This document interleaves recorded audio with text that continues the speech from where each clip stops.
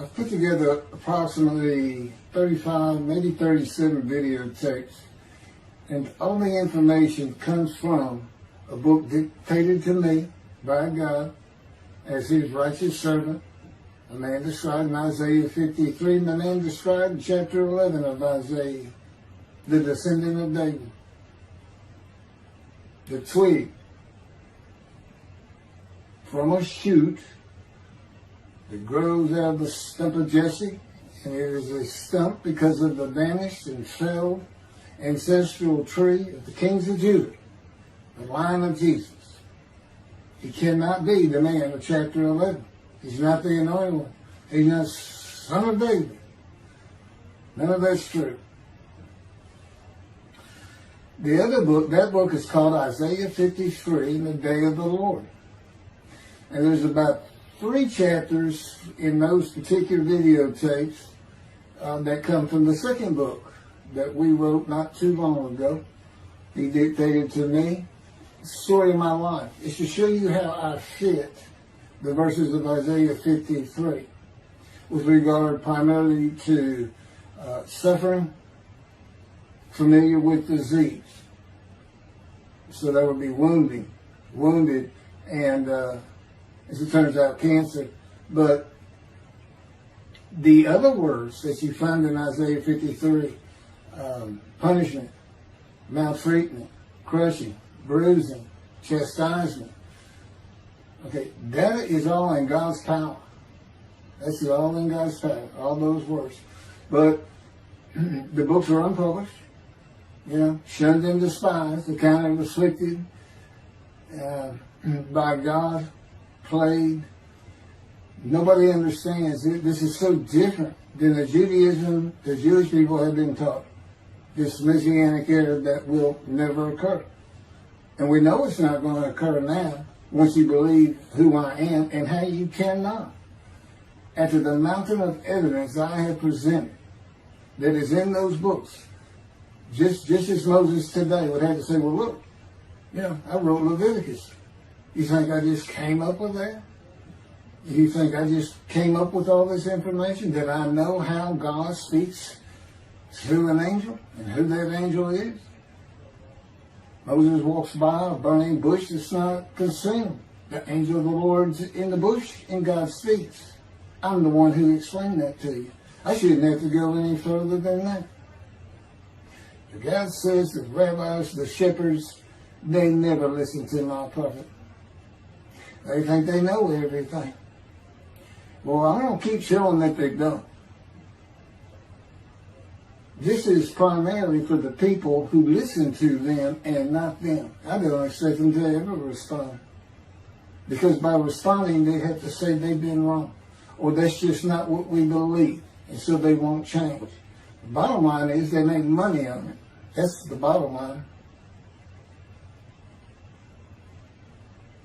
God had me watch a video of Toby Singer just for this one purpose I'm about to tell you. He said, watch him raise his hand. He raises his hand to do his hair or rub his nose or something, and it's this big, fat gold watch. And that's just how you know this is a God of old. He said, look at that. Look at that. I said, well, he does. He dive. His skin dive, scuba dive. It might be a scuba watch. He said, that's no scuba watch. That's just a big, fat gold watch for everyone to see. And he makes his money on Isaiah 53. At least that's how he really got going. I don't know. I know he has a radio show. But remember, I'm in the fire refinement. Everything God does with me is to draw emotions, because I'm going to be emotionless once I get to Israel, for the most part. He'll let me feel what he wants me to feel. But nobody can get under my skin. You can't bother me. Even if I seem like I'm mad, it doesn't carry over to my insides. And I don't think about it any more than while I'm, as they would say today, on a rant, getting on somebody. But I bring his reckoning. I laugh. I tell him, you know what I am, don't you, guy? He said, I know you're a lot, man. I said, no, I'm the reckoning, and I am the wrath. That's what I am. He laughed. Holy Spirit laughed. I said, yeah. I said, you know, righteous servant, David the shepherd, Elijah, prophet like Moses. You know, I like wrath. What's his name? Wrath. What does he do? He brings a reckoning. But anyway, I'm going to go through these early years of mine before God spoke to me. It's chapters 1 through 6. Chapter 7 is God speaks to an atheist, and I've already videotaped that. Walking with God, and something on visions and visuals. So the first chapter, this is what he told me to write down birth and tragedy. I was born in Bryan College Station, Texas on February. It's just in from the Holy Spirit, yes. Like you couldn't ask me before I spoke. Yes. Oh, this is only for the people who come to believe in me. I don't expect anybody who's been viewing these materials and, you know, nobody's really subscribing, a handful, to be believed. Again, I can't imagine. I don't know what you people want. I don't know who you think's going to come to do something different. How are you going to know who David is? I mean, according to Judaism, there is no description of him. How are you going to know who he is?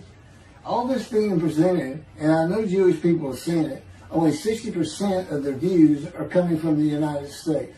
Now, I don't know that means 40% is coming from Israel. Probably not. You got Canada that's be a big follower on my WordPress site.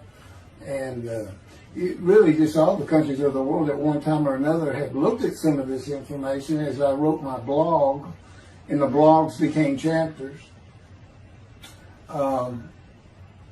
But I'm assuming some Jews have heard of what some man is saying he is Moshiach, and they're watching. Well, this is for those who come to believe. The people who want to be the witnesses, the many made righteous.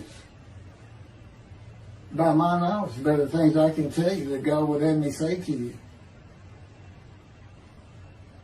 So, you know, this might be bored to tears with others, but it does show suffering, pain, and emotional pain, my background, and just who I am. Not just some kook out here. You know, people say, well, he's hearing voices. Listen, I was a lawyer. I didn't even do criminal law. I've seen some of these people who hear voices. I promise you. You know that's a person who should be hearing voices when you just see them and watch them for a couple of minutes. It's not me. Excuse me. Okay, I was born in Bryan College Station, Texas on February 21st, 1957. And that's interesting because that's the year the first satellite went up. Russia sent up Sputnik, which was really 3 different satellites, and altogether they were called Sputnik. That is considered the dawning of the age of the internet. Now, I've asked God, how did you select me? How did I be blessed with this and learning all these things with this crazy life that I've had? And but he won't answer me. He's gone poker. This poker guy, he's not going to talk. He's not going to change expressions or anything. Or me getting an impression that he is. And so I tried to come up with it on my own, and that is where I started. I said, because I know how important the internet is to this. It's the only way to get things worldwide, and all the teachings that have come through it. I didn't know, you know, I'm 63. I'm not like the young people who can just text messages without looking at the phone and all that. But he's taught me everything. He taught me how to set up Facebook, Twitter, you name it. And he would just say, go to your computer, do this, do that. You know, commanded it and directed to become very good at the computer and, of course, word processing. You know, I'm a regular secretary, except I still henpeck with one finger. I used to. But God says that's to show you I have perfect use of this disfigured right arm. It just doesn't have muscle in it, and my shoulder's shorter. Anyway, I was born in Bryan College, and that's what Texas A&M University is. And my dad was attending Texas A&M when I was born. I graduated from there 22 years later, which is a story in and of itself. So I was born premature in the 7th month of my mom's pregnancy. I was born in February, and there were many complications. My parents were told I would not make it through the night, and they should just take me home. Mind you, this is 63 years ago. The biggest problem was that my insides had not fully formed, and it was impossible for me to take milk. Mammy, my great-grandmother, told my parents, boil rice. Feed him the rice water. It's got all kinds of nutrients and minerals in it. Dad says he threw out a mountain of rice those first few months. And it would not be my last encounter with death. So my dad graduated and we moved to Metairie, Louisiana. And his first job is an oil and gas geologist. He looks for oil and tries to sell deals to people who can raise money to drill. He gets money up front and a percentage of production once they get their money back. That's what he's done his whole life. And I became, as a lawyer, I became board certified specialist in oil, gas, and mineral law because I had found it so interesting. As a young boy, I became interested. But he rarely had time for us. The other part, I said, okay, well, I was born with the dawning of the internet, so he's got a selection process for 57. And I come from a dysfunctional family. Lots of drinkers, lots of fighters. And on my mom, her grandfather committed suicide. It's tragedy. Earth and tragedy. In the Great Depression, he lost everything. He owned land in what is now downtown Dallas. But then when she was about 4 or 5, her mother went down to the market square in Crockett, Texas, small East Texas town. Everybody has their courthouse in the center of town, and there's streets on either side with stores. She went to the hardware store and purchased rat poison. She hadn't gotten hardly out the door when she opened it and took it herself. Died right there on Main Street in the middle of the day in a little small town. I don't know how long that would have been. My mom's 85 or 6. She was 4 or 5, almost 80 years ago. So I'm sure it was quite an event. And her dad took her and her sister was about 2 years older, to Metairie, and not Metairie, to someplace in Louisiana. But could have been Baton Rouge. And her father became a elevator operator. And you can still find this in Houston when I was at law school. I went to law school downtown Houston, but South Texas College of Law. And at the courthouse, they would have somebody sitting in there on a little stool and with a lever and take you up or down, take everybody up or down. With all the lawyers coming in for the court cases, it was packed. I'm sure they've done away with it by now. But that's what he did. And they found him one day or night. He had taken out a pistol, he shot himself in the head and killed himself. So now she had suicides on both sides of the family. And her father's brother took the 2 girls in. He actually adopted them. And she was about 10 or so, I believe. She's with him out in some shack in East Texas. And, there's not even phone in this place. And he took a shotgun. And I'm sure he'd been drinking there, all known for it. And blew his head off right in front of her. I mean, that's all the circumstances I know about. It doesn't sound like a good scene at all. But it scarred her for life. Okay, we've been taking care of her from the get-go. My father amazes me to no end. What he has done to care for her. See, they knew that was his sweetheart. Eventually, now at 10 years old, that's who he married. And they're both from Crockett, Texas. Small town people. I still take care of them. They've taken care of me for 10 years. Got to me from society. He made me quit law. terminate my law license in Hawaii and Texas, and took me into poverty. I've been in poverty for 13 years until I just now filed for Social Security early. But I give them more than 90% of it to make up for everything they've given me for 13 years. While I'm in God's fire of refinement, learning everything I need to know. And I have learned much. There ain't any question.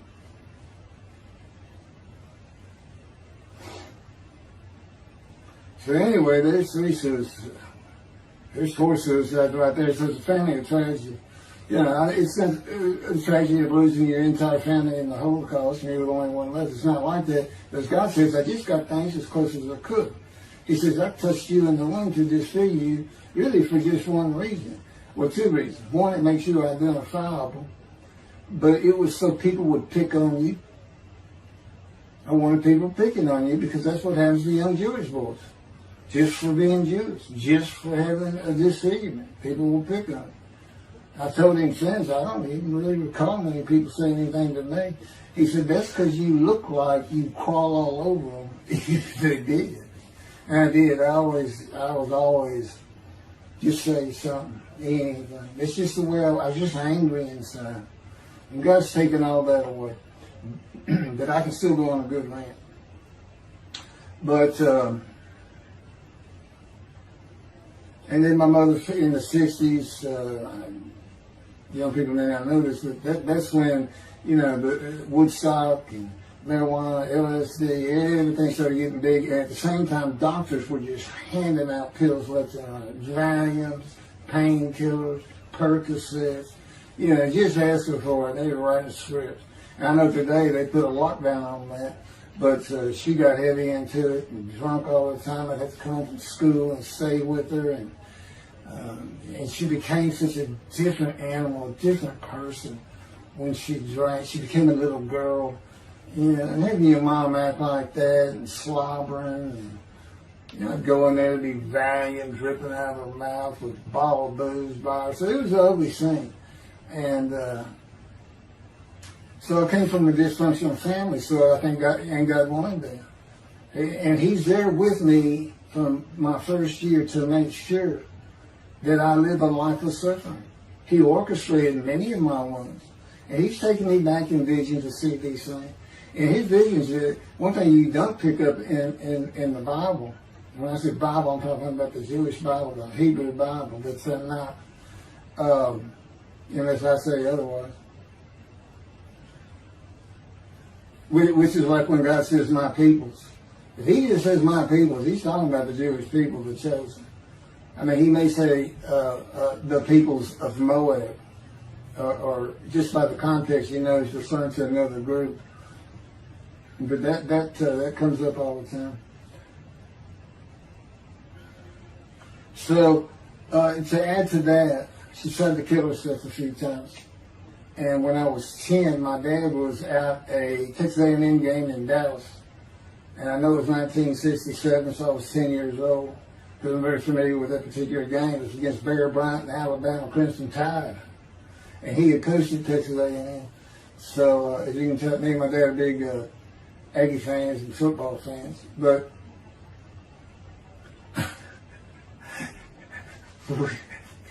I had been sure we'd be able to see those games in Israel. Somehow my face shaped them. He said, we'll get it. That's the Holy Spirit. We'll get it. I said, he's so funny.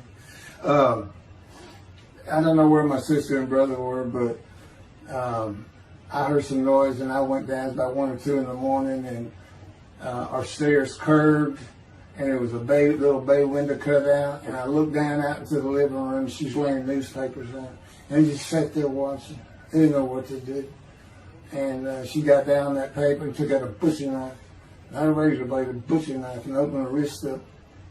And this happened again years later when I was in high school. She opened her elbow up, and that was god awful. I don't know.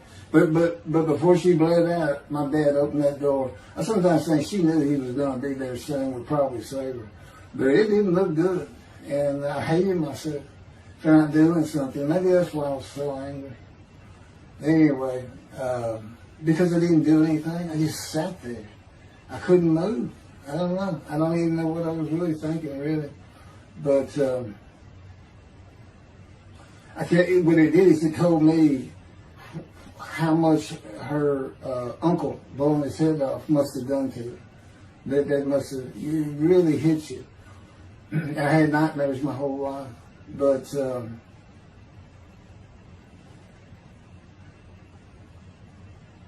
I was 16 when she did the thing with the knife. But you know what? My dad finally got her he got her the best psychiatric care in Houston, Texas, and that's big because we got a medical center that's renowned throughout the world. And they put me back together many a time. And she never did that again. And the amazing thing is how different she is in her very advanced old age. I mean, it's like she was never that person of the 60s and the 70s and the 80s. I don't know how my dad survived it. I'd have never stayed. I'd have taken the kids and said, try to find us. But he's not out there. I've never seen two people who love each other so much. It's crazy. But anyway, I was married for 20 years and we weren't like that at all. We finally divorced for irreconcilable differences. Okay, my first major surgeries when I was 2 years old. My first surgery. Up above here, I have a scar. I had my first of many surgeries. Been born without my right pectoral muscle, small shoulder, withered arm. And there was the movement of my arm was restricted. There was some tissue in here that had to be cut out. So they opened me up and did that. I was born right-handed, but I do everything left-handed, except for light things. Like I shoot a basketball right-handed. I throw a ball right-handed. Darts, things like that. But bowling, I'm left-handed. You know, anything heavy. And I was quite an athlete. If I'd had two good arms, I'd have probably been on scholarship. I was already offered a partial scholarship at a small school for track, even with this bad arm. But I just didn't have the fast start. You got to have two strong arms just pushing out in front of you. But I was some kind of quick and fast. So we moved back to Houston, to a place called West University, a suburb. And this little story, I don't even like telling it, but God tells me I have to. And he had something to do with it, but I'm not going to go into that part of it. So anyway, I had decided when I was in second grade, I was tired of school, didn't want to go anymore. I don't exactly know why, I just know I said, that's it, and I'm not going. Dad came to take me, get me up and finish school, I told him I'm not going. And it was on. He was going to get me there. It took him about an hour to get me to the car. Fighting and screaming and running around, hiding, getting under bed. You name it, I was doing it. And anyway, he finally gets me to the school, but he's too tired. He wasn't even going to try to get me out of the car by himself. So he get out, and he goes and gets the principal. Now, my dad's about 6'2", but he's real slim. And but he comes out with his principal, he's taller than he is, and he's a hefty guy. He's burly. Anyway, so they come, they said, get out of the car. I said, I'm not getting out of the car. I'd already locked the doors. Only the two front doors locked, and it was those locks that you pull up and push down. So my dad used the key, and he opened up, he popped that lock up, and I slammed it back down. Said, I'm not going to school, I told you. He threw some keys. They started throwing the keys at one another over the roof. And the principal was driving the same thing, and I'm slamming his door. I'm leaping across the car. Man, I don't know how long I went, but they finally, in 5 minutes maybe, seemed like an eternity. I was terrorized. That's the way I looked at it. Anyway, the principal got it open. And I saw that door open, and I got back on the far other side of by the steering wheel with my back against that door. And I curled up like a ball, had my knees on my chest. And he reached in to get me, and I unleashed on him, kicking him in the face with everything I had. He broke his glasses, and his orbital bone got shattered. So, That wasn't my first principal either. There's another one. So, but anyway, so they carried me in, and it was very embarrassing. He was crying. But again, funny thing, nobody, because I stayed with this same group for 9 years, going to Western University and the junior high there that you go to. Nobody ever said anything to me about it. And I knew some of those kids that were in that class.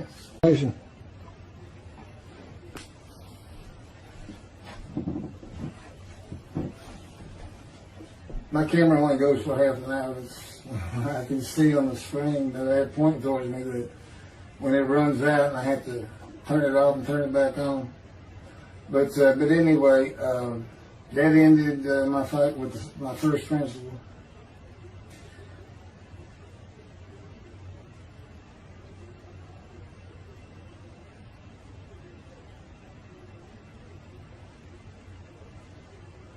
Yeah, here it is right here. I just got to have me put these together. In the 10th grade, the principal of the school told me to cut my hair. You know, I had long, blonde, wavy hair, well past my shoulders. Again, this is, I graduated high school in '76, and this has been junior high, so it's in the early '70s, but it felt like the '60s still. And I kept in a ponytail. It was neat. But it was a school-wide policy. I think I was one of the last people to cut his hair. I was hiding all the time. I was always on the alert for the teachers that would turn you in. But I went and got it cut. I told the barber right at my collar. Sat there in the chair and cut it right at my collar as I was instructed to do. And then I was commanded to return to the principal's office. And so I presented myself to him. I sat down in the chair in his office, and he gets up, walks behind me, and grabbed me by my hair, back of my head, and jerked my head back fast. And said, "It's still over your collar." Now, I don't know if I did a backflip out of that thing. I can't really recall. But what I do recall is it took 3 people to get me off of him. And I was permanently expelled from school, which ended up me leaving home. It wasn't a runaway. I'm just out of here. I'm tired of everything and everybody. I ain't going to school ever again. Hate's still always there. That was me. And they had to pull me off of him.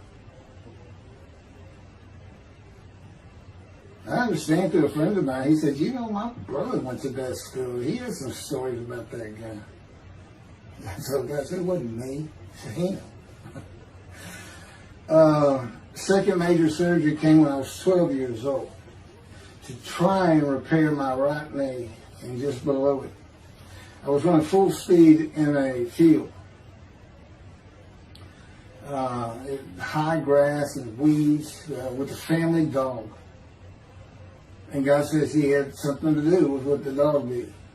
For no apparent reason, just suddenly he was running at my side. And he just bolted, he just stopped going straight to the heart of the left and went right between my legs. I go sailing in the air, and I came down on my knee, except my right knee came down on a broken Coke bottle, Coca-Cola. And they used some thick glass back then. It was stuck nose down, way down. It was all broken up, but it was the bottom all jagged that my knee just, you know, they said it went to the other side of your knee. They said, you got that whole field in your knee.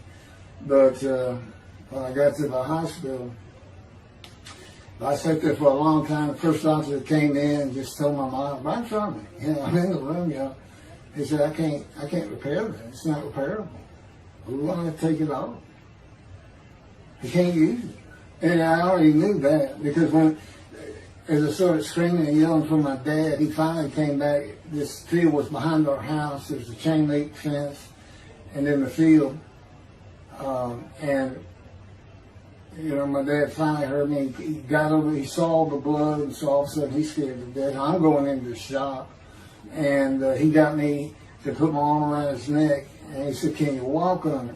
And I tried, and it just collapsed. It was useless. It was, you know, it was awful. And then I had to climb over that fence, and my mom was going crazy and screaming and crying. And he had to go take care of her. I'm sitting in his bathroom with my leg all opened up, and I'm just getting sicker and sicker, nauseated, scared. I was a cripple. And but anyway, they get me down to the hospital. And just, like I said, the first doctor was just like, we don't know what to do. And just right then, and God says he knew he was going to be there. This doctor walks by, and my mom recognized me. And she goes, Dr. Kane. And she runs out the door. Well, this is Dr. Kane. Her mammy that I mentioned earlier, in her old age, very old, maybe been in her 90s, I don't know, late 80s, but living with her sister, broke her hip.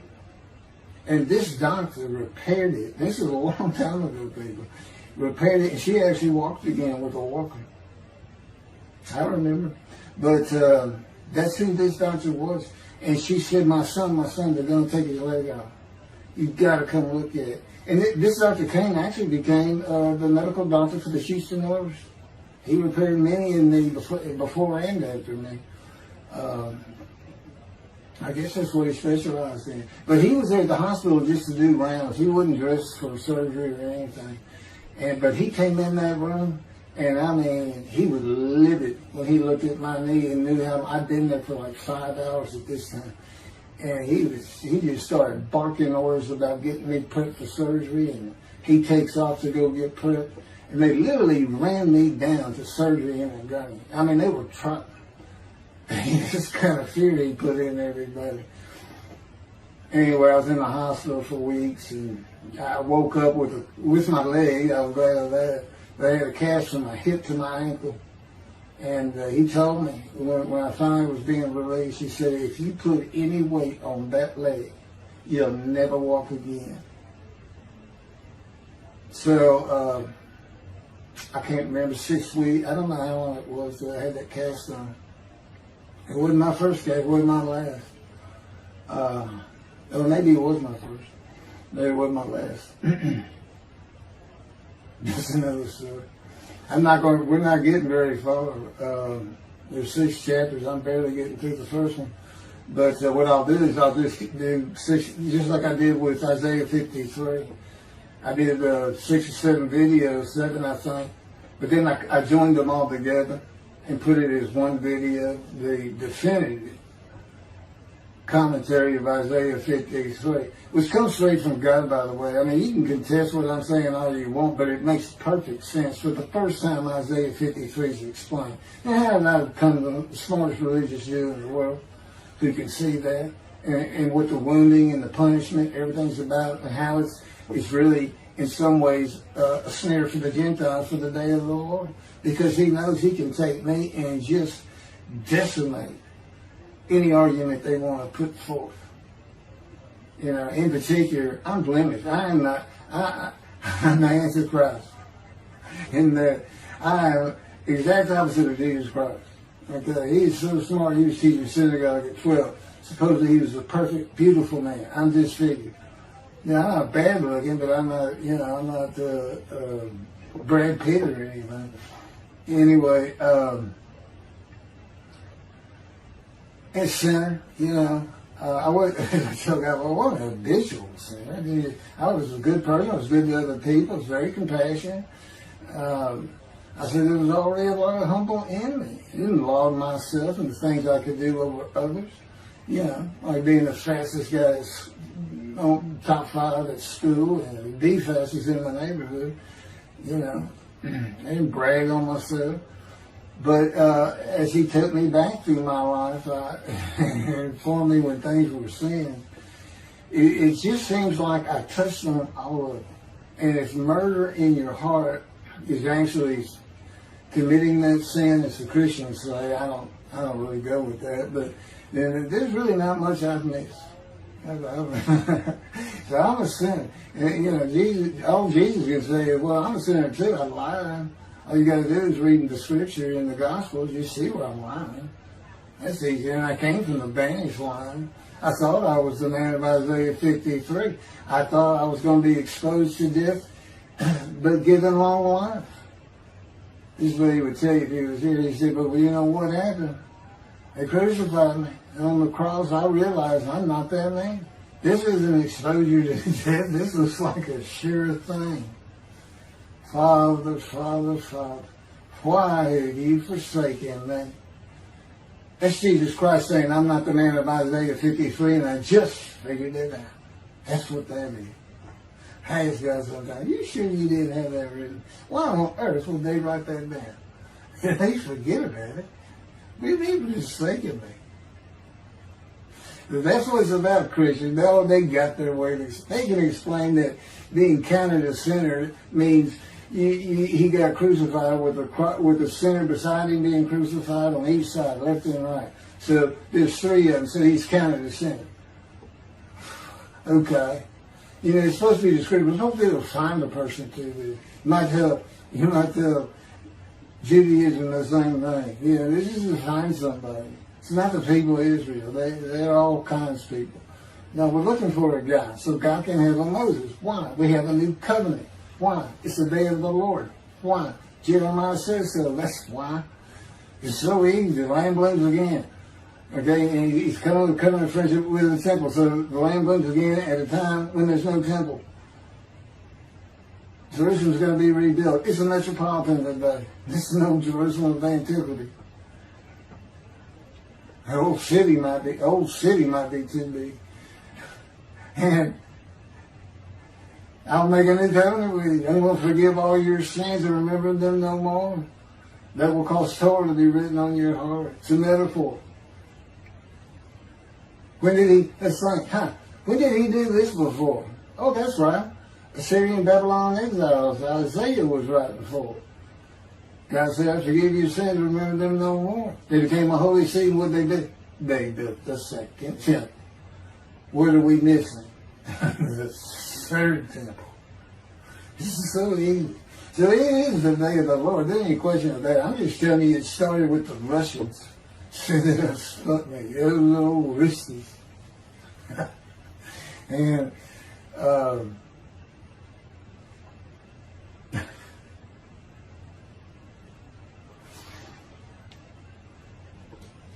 he's bringing the covenant, but he's got to have a Moses. He said him, send a prophet like Moses. So he's saying it's Joshua. No, it's not. God needs him today, the day of the Lord. And guess what? He gives us a description of him. He knows this is a time of secularism, reliance on science and medicine and doctors. And you got so many more people the only book out there is not the Hebrew Bible. There's a lot more books in it. You know, there's all kinds of distractions, television, cell phones, computers. You know, back then, you know, you just sat around and said, what do you think that's there? I don't know. Wish he'd send some rain. You know, it's just, I said it's easier to get them back then. But here it is. It's here. And God said, you see why I put shunning and despise in there? Because for a while I said, God, you know, this is before we really got the books done and everything. I said, I'm just sitting in a room. I can't really say anybody shunning and despising me. Counting me plagued, afflicted, and by God, everything else. He said, well, how do you feel now that we've been putting all this on the internet? Guys, I feel shunned and despised.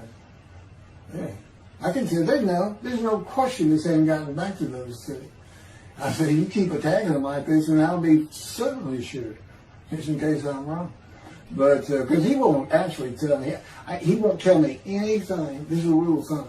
He won't tell me anything that I cannot find out or become knowledgeable on or informed on of my own, which means about nothing because we're in a room all the time. The adjunct of the Holy of Holies is what I call it. I live in the Holy. I'm like the priest the only person who could go into the Holy of Holies was the high priest. And that's what I'm like. As a matter of fact, God had me write down, just as he had David write down, a new Psalm 151, where God said, it's on a video, where God is speaking, where the Lord came to me and God said, quote, and within that, he says that he declared me. We actually used the song where he declares it for David. He declared me an eternal priest in the order of Moshiach and King David. and a rightful king, small k, and a rightful king. And he also declared, I'm the righteous servant. I mean, that's God talking. I mean, he's using it. When he dictated to me, it wasn't, to be written in my personality. That's him. That's him doing a new song. So, because he does that. Even in the writings, the person doing the writing, whatever prophet it was, or Moses, or David, if he wrote Samuel 2 and Kings 1 until he died. As I said, God says, look, just assume the central character is the one I had writing, because their lives change when I come to them, just like mine's changed. This is not anything I could have ever conceived or even bothered thinking of. I had never read the Bible my whole life. If he hadn't told me, we're going to the bookstore and get you a Tanakh. That was 13 years ago. And my answer was, what's a Tanakh? I didn't know anything. And look at all this knowledge. But this is it. This is the only power he's going to use in creation. He's not going to perform miracles. He's not going to have me performing miracles. And he's not. He said, the only power I'm going to use is on you. What I can get you to do. He said, I can take a Gentile Texan and take him to Israel and get my temple built. Okay. He said, because that's what you say to God all the time. Okay. And one night, I hadn't even read Isaiah 53. He didn't come to me and just say, offer yourself for guilt. I crush you with cancer. It was me that did. That's not, I wouldn't have known what he was talking about. We finally get to Isaiah a couple of years later. He said, keep reading Isaiah 53. I said, okay. And so I read it. I said, okay, finish it. He said, who do you think that is? I said, I have no idea. I barely read it. I didn't know what it's saying. I said, I think these two verses ought to be up here. I said, you sure nobody messed with this thing? He said, nobody messed with it. It's just that I had Isaiah right. He said, that's you. I said, oh, okay.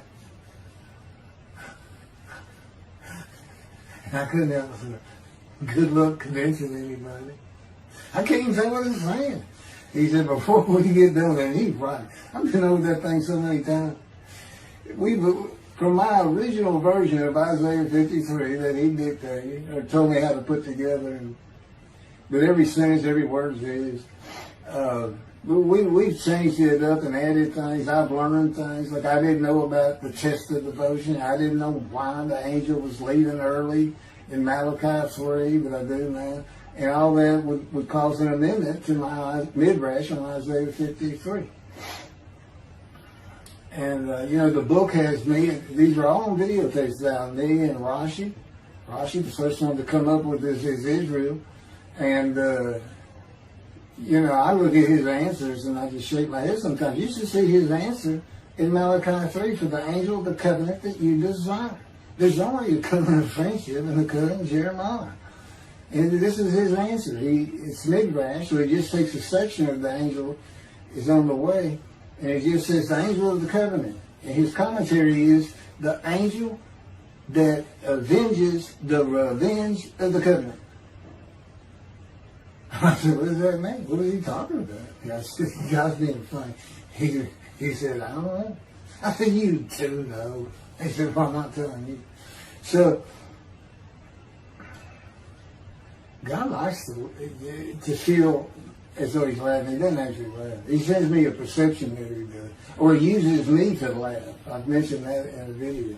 Because he can't. Well, he controls my words. I learned that in walking with him. Just one day, I'm talking out loud as we go. I'm discussing man and divine beings as though I had a sermon I was giving or a speech to somebody or a seminar. And I'm rolling, and I can tell he is really making this thing rock. He's taking it from here to here to here. And we're going.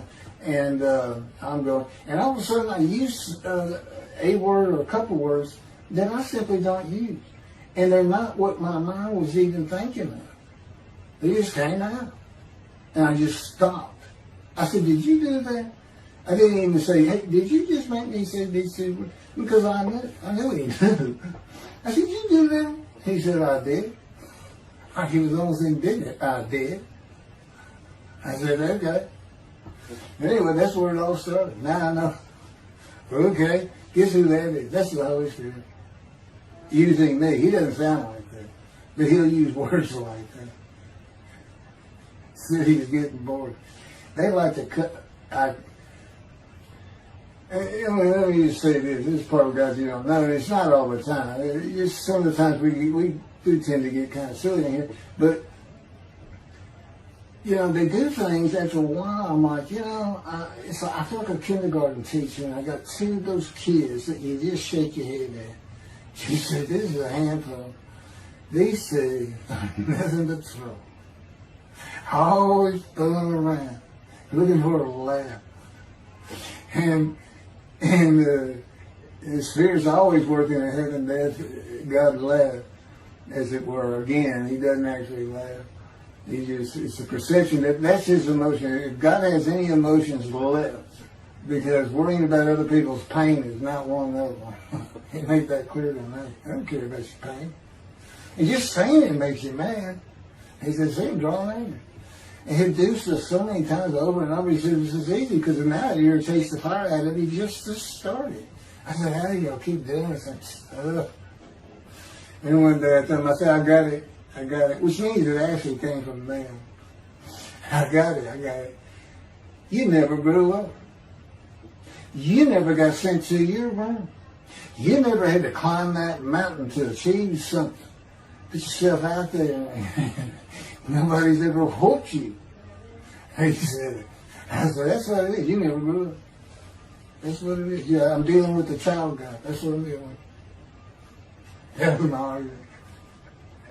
Then he came down as mean, very serious, mature guy. He didn't bring that argument up anymore. But that's how it gets with me sometimes. It's an incredible lot. For me, I'm not going to get to him. I guess I'm at the end. I'm getting close to when I got shot. I thought that was a new chapter. Oh, it's not. Well, I'm going to pick it. This is getting long. Anything over half an hour, we try to stop. Now, my Isaiah 53 is 5 hours. But, you have to watch it all at one time, of course. He doesn't hardly let me watch it. Yeah, I don't even watch them before they get posted. He said, no, you watch it later. Because it comes on the TV that he got me. And I didn't know at the time it was going to be, that he was serious about doing videos. And I certainly didn't know about making it a backdrop. He decides everything. He tells me when to eat, when to get up. I don't sleep hardly at all, 2 or 3 hours a night, and sometimes less, and take a half hour nap sometimes. But I found out I feel fresh. I don't need that much sleep. He said, well, you're not really doing anything. Why do you need a lot of sleep? And see, that used to make me mad. Now I just laugh at it. Thank you very much for listening. I'll pick this back up on another video, and eventually I'll put these first 6 chapters, just like I did Isaiah 53, because it's a book that he dictated to me. I can't get it published. I'm going to put it on YouTube. That's why I'm reading it. And as I said, if you don't want to listen to it, don't listen to it. But the information that's in these books and in those videos is, that's my proof. And quite frankly, God says, if that's not enough for them, well, that's just too bad. Utter destruction is what they end up getting. They better learn how to listen to the prophet. See, it's no different than the people back then. You'll say, well, why didn't they listen to Isaiah? Why didn't they listen to Ezekiel? Why didn't they? They laughed at Ezekiel. That's what Rashi says in his commentary. I didn't know it was laughing at him, but just ignored him. Everybody thinks they know it. But in any event, I do know there's one chapter we haven't put in there, and that is recognizing a prophet in a town. It says Moses vouched for Joshua, so he didn't have to be tested. Now, the problem with all that is, and I think why God hadn't had to put it on video, is that they're looking for a seer, somebody who can see the future. But see, that's antiquity. I mean, that's not what you're looking for today. Moses wasn't a seer. And none of the prophets were seers. They just wrote down what God told them to write down. God's the prophet. Is the one making prophecy. And what he does, he doesn't actually just quote see the future.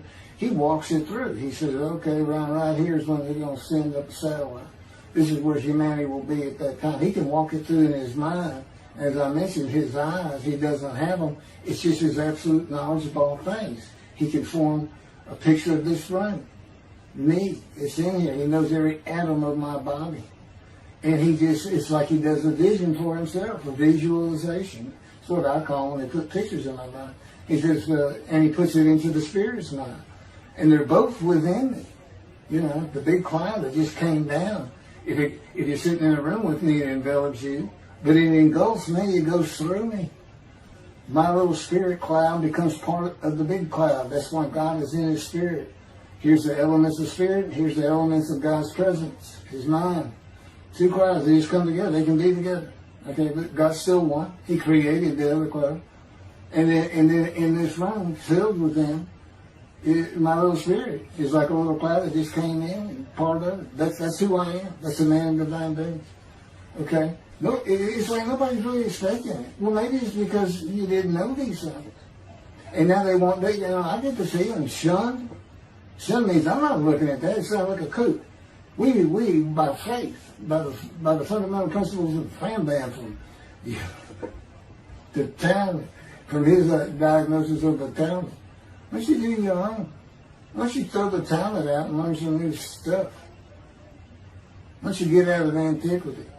Every religion has an end times like that. Every religion ends up with utopia for its people. Everybody. Well, don't be like everybody. You're the Jews. Throw that out. Let's get practical. Let's have God in our midst again, in a man like he was in Moses. Let's point at him and tell the Christians that is the man of Isaiah 53. Here's what it's about. God says he's coming back. He told us, we're not waiting on him like you. He said when he was coming back, he false prophesied 5 times. He ain't coming back. He wasn't who he thought he was. He told us on the cross. I'm not the man of Isaiah 53. He tells us. Well, that's what he's doing. Why did you forsake me? I'm about to die. What do you think he's talking about? What do you think he's thinking about? You're not supposed to die. He thinks he's the man of Isaiah 53. So do they. Which is mind-boggling because I'm the man.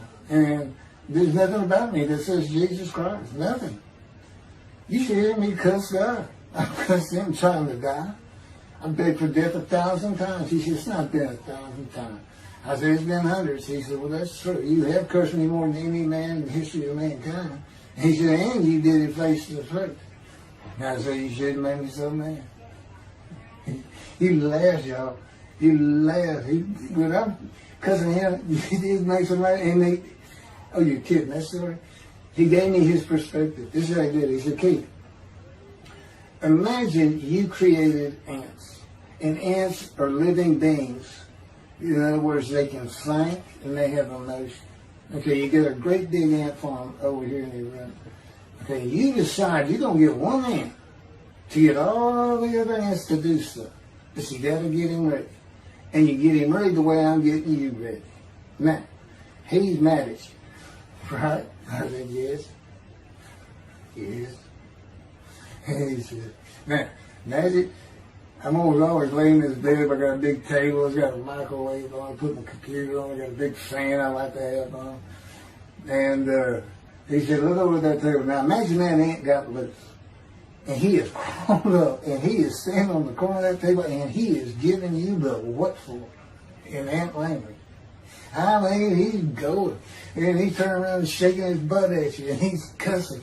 And all this. And all you got to do is go bump. And he's gone. I said, that's funny. And it is. And that's how he, that's what it does to him with me. The spirit will rile me up. I call him a troublemaker. Troubler. He's so funny. But God's so humorous. There's a difference in their humor.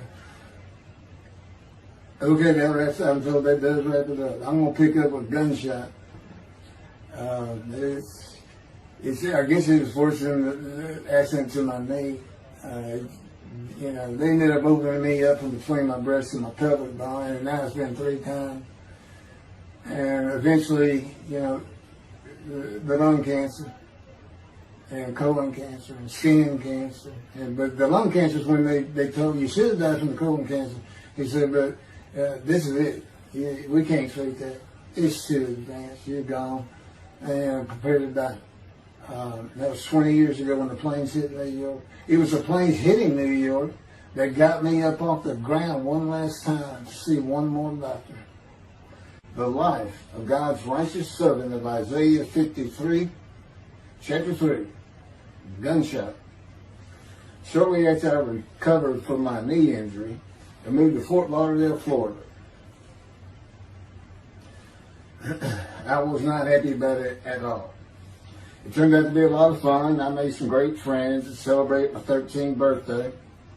My only injury in Florida was having my front teeth shattered and knocked out, requiring caps, which was more of an ordeal than I would have imagined. We returned to West University in Houston after 2 years. My mom was not doing well at all, and it was getting close to her second suicide attempt. I was back with my old friends and did not have much supervision from home, and I failed ninth grade. I made my own decisions, and I rarely listened to others. After being set back a year at junior high school, I made a few new friends, which led to my next serious injury. My best friend was a Spanish Italian whose father was from Sicily. And he kept a machine gun in a violin case in his office at the restaurant he owned, where his son and I were waiters. It was called the Godfather. My friend was the best pool player I've ever known or played with. An absolute natural. I will call him Antonio, but that's not his real name. Antonio's girlfriend was a Jewish girl. I will call her Rebecca, but that is not her real name. Antonio was a Catholic Christian. Rebecca did not practice Judaism, and Antonio did not go to church. I was a confirmed atheist, and we never talked about God or Jesus. Rebecca's father had foreclosed on a ranch about 8 hours from Houston outside of LaGrange, Texas, Fayette County. LaGrange was famous for the Chicken Ranch, which was an illegal brothel that operated from 1905 until 1973. The business served as the basis for the 1973 ZZ Top song, LaGrange, and the Broadway musical, The Best Little Whorehouse in Texas, as well as its 1982 film adaptation. T.J. Forney was known as the meanest sheriff in Texas. In the coming weeks, I would be interrogated by him outside of Shock Room 3 at Bentonville Hospital in Houston. This is an excerpt about him from an internet article. It was the most one-sided Texas battle since the Alamo, as 100 citizens watched disbelievingly in the dusty little town of LaGrange, their beefy sheriff, T.J. Forney, reached into a black 1975 Continental Mark IV and began to shake by his $300 suit Marvin Zindler, the star consumer crusader of Houston, Texas. That's from People, June 17. Next, the sheriff tore off Zindler's blue-white toupee, waved it in the air, and then finally ground the rug under his cowboy boots. Behind Forney's fury was the fact that on Zindler's last assignment in LaGrange 18 months before, he had filmed an expose, which resulted in the closing of a critical part of the local economy, the Chicken Ranch, a legendary body house. Antonio, Rebecca, and I first went up to the ranch in the summer of 1975. It was a small ranch house and small lakes with horses roaming around loose in pastures. We decided it'd be fun to try and catch one of those horses and go riding. The next time I went to the ranch house was in Rebecca's father's Mercedes-Benz. Two-door convertible Mercedes-Benz.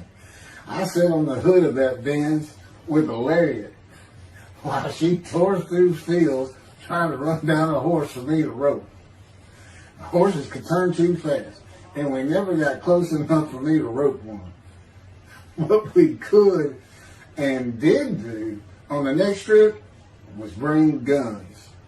A 30-30 rifle, shotgun, and two 22 caliber pistols with holsters. As a backdrop, Antonio and Rebecca had broken up as boyfriend and girlfriend, and her attention had turned to me. I did not believe that caused any friction between Antonio and me, but it should have. It did not seem to be a source of animosity of Antonio towards me in any event. On October 5, 1975, we were all back at the ranch having a great time. Tony and I were shooting at cans with our pistols and practicing a quick draw from the holsters. We were standing shoulder to shoulder, about 3 feet apart, and he was a little forward of me. Rebecca came up behind us, between us, and said she wanted to shoot. Antonio passed his gun to her, and it fired when it was going by me. The bullet went on a straight line through my bladder, intestines, and colon from the front right and lodged in the back of my left buttock in my backside. I could see the trajectory in my mind. I fell to the ground, and Antonio fell on top of me, rolling me over and over. I think he was looking for an exit of the bullet. I told him to get me to a car and get to a hospital. Felt like Babe Ruth had swung a bat up between my legs. I never once thought of God. On a big ranch, there are several gates for different sections of land and different purposes, usually with chains and a lock. When we got to the first one, I told Antonio, drive through it. I told him to ram it.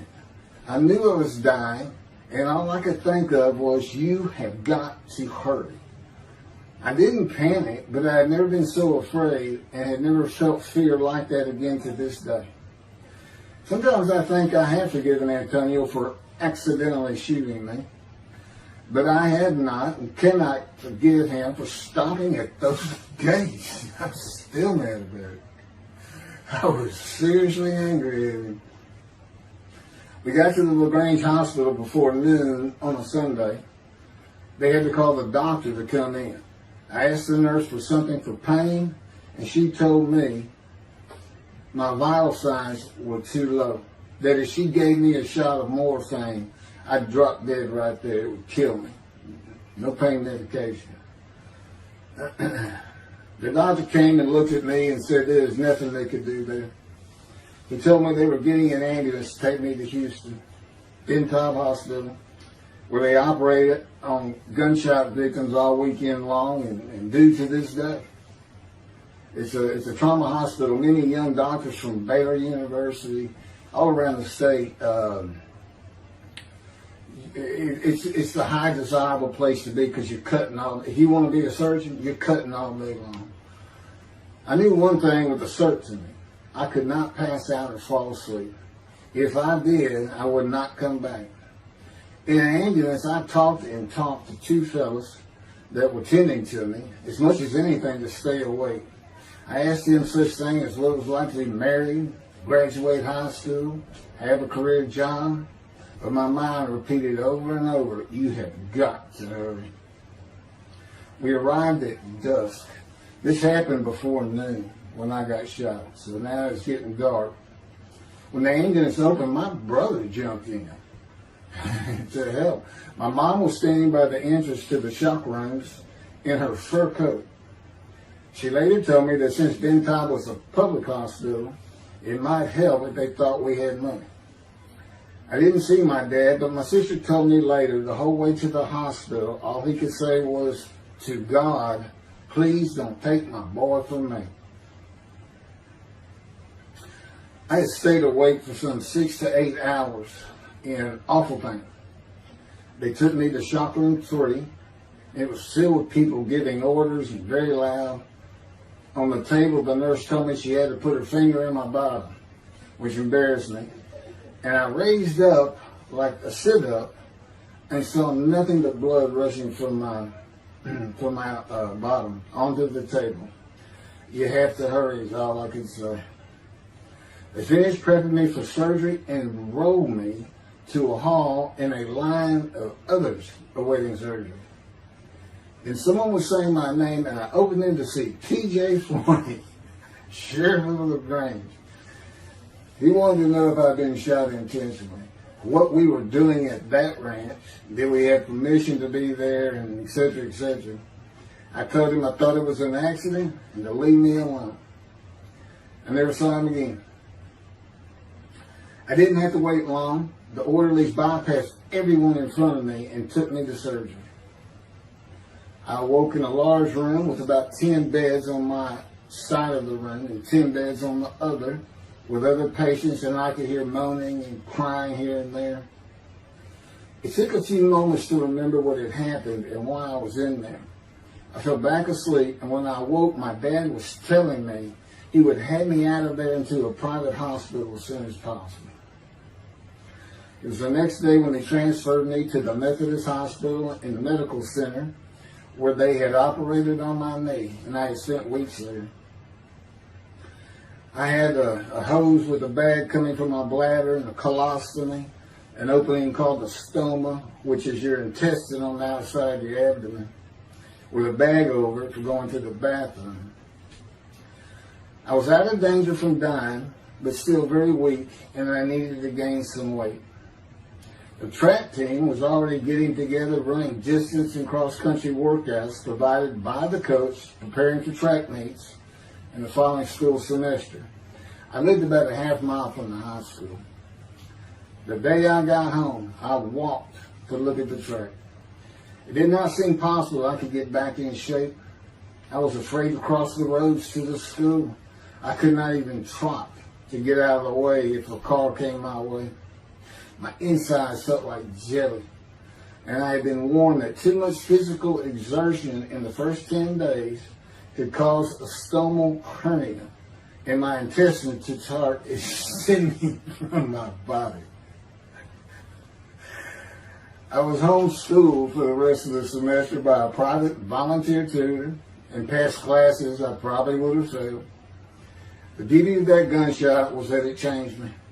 I was never going to graduate high school, having failed so many classes. So I set up night school classes for the next and my last semester of high school. I was 18, soon to be 19, and a senior.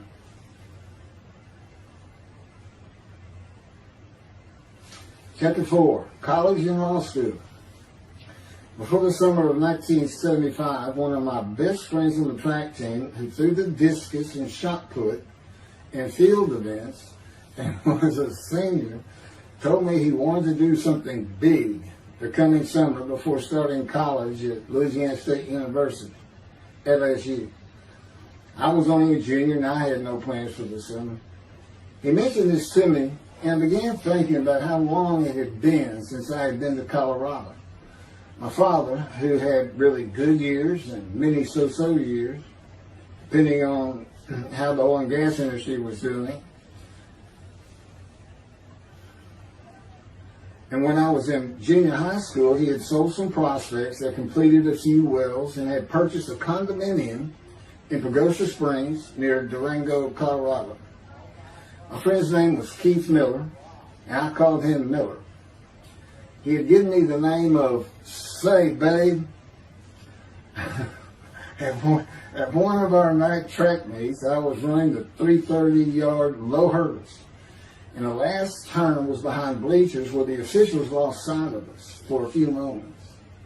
A runner to my left veered out of his lane into mine and took my hurdle, and I had to slow down and go around it, yelling, "Hey man, that's my hurdle." I wasn't happy. I do not remember how Miller knew what I had yelled, but he was probably on the football field inside the track working on shot putting discus, watching me run and hurting me. I did not really know him very well at this time, other than he was a popular senior who knew everyone, in stark contrast to me. On the following Monday, I was walking down the halls between classes, and coming in the other direction was Miller, though I did not see him. Then as he was passing me, in a loud voice, loud enough for everyone in the entire hall to hear, I hear, "Say, babe, that's my hurt." Hence, say, babe. That began a really good and fun friendship, and I got to know the class I should have been in if I had not failed ninth grade. And because I was Miller's friend, I was immediately accepted by anyone he introduced me to. I found out about 40 years later on Facebook. I looked him up and we friended that he's Jewish, and particularly because of his brother. He's got an older brother, and they look just alike. Live up in Oregon.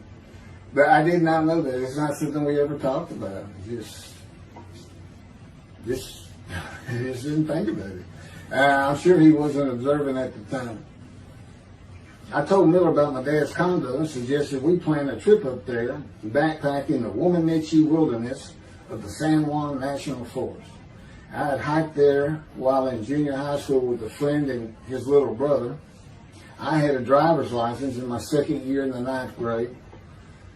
The prominent 13,000-foot peak is 10.7 miles from the town of Silverton, which began as a silver mining camp in 1873, and that is where I plan to take Miller.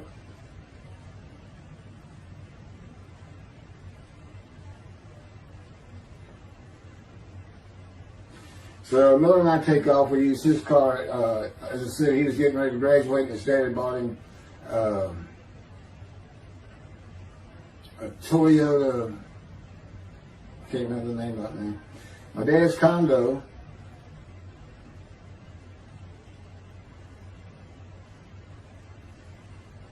was about 60 miles from Durango, where a train depot is located that runs a train to the Womanichi Wilderness to Silverton. The train is an authentic, narrow-gauge, steam-powered, coal-fired, scenic railroad train ranked one of the top 10 scenic railroads in the world. It's something else. It stops twice in the same places to let off and pick up hikers and backpackers in the Animus Canyon of the Womanichi. At top speed of 18 miles per hour, it takes the train 3.5 hours to travel the 45 miles from Durango to Silverton. Oh, here it is. Miller had a new Toyota Celica. And after a day and late into the night, we made it to Pagosa, slept, and we're at the train station before the first departure the next day. I don't know what the problem was, but the train was not going to run that day. So we couldn't get to where I wanted to take him. It's just too far. We decided to get a hotel in Durango and just head down the train tracks into the wilderness and explore an area I had never seen in with the maps. We got lost. And at one point we decided, let's just put these backpacks down and you go that way and I'll go this way. Well, we did that. We met back up and then we couldn't find a backpack. And we did finally find them. We slept that night, and we had a big black bear episode because we had left some food out on the ground, which we shouldn't have done. And but anyway, we ended up making it back, and we had one of the best party nights I've ever had in my life. We hit the main street in Durango, which is a tourist hotspot, and we hit every single bar. You could drink at 18 back then. It wasn't 21 as it is today. And we did. We made sure. It was like a go. Okay, let's go to every one of them had at least one drink. Shot of whiskey, Boilermaker, beer, whatever. I can't really recall other than I knew I had been drinking the night before when I woke up. But we did. We hit both sides of the street. I don't know how long it took us or how many drinks we had, but we just had a lot of fun.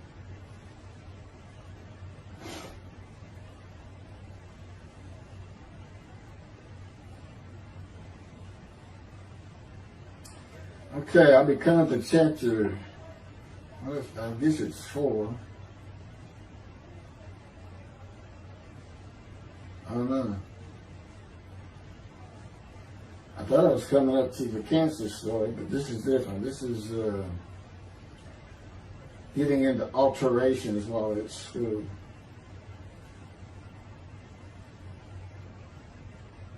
So anyway, I was shot on October 5, 1975, and by early December, so it was October 5, and then in early December, I had surgery again to put my intestines back together, which was, it was dicey. They kept telling me, we don't know if we can reattach.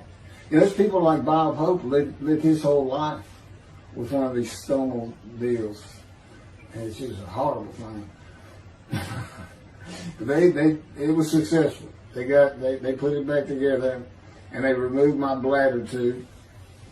The girl next door, who I had never talked to other than to say hey or hello, and who also went to high school with me, had been coming over daily, and she agreed to be my girlfriend when I asked her a few months later.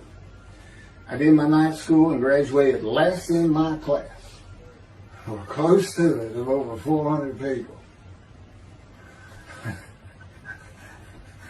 In late December, I began running with the track team. Now, I had surgery early December. I already got out there with them, which was difficult.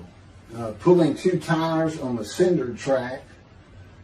There was a rope, 2 tires, and you put a harness around your waist. I had to put mine high up on my shoulder. On the cinder track for a lap and a half, 660 yards with 2-minute intervals, 6 times was the toughest. My speed and quickness were still there, but distance running and my endurance, it took quite a while to come back.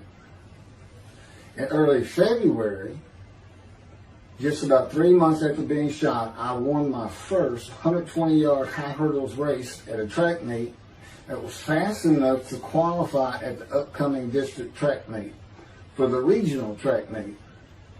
Winning at the regionals would place me in the state track meet. I was fast, but my disfigured right arm really held me back. Then my heart was broken, and I cried for the first time since I was a child, best I could remember. My coach, who really liked me, he understood the effort I had put in to get back in shape. Called me to his office, and I knew something was wrong.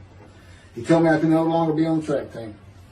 I had too many semesters of school to be eligible according to the eligibility rules. It was because I had failed 9th grade.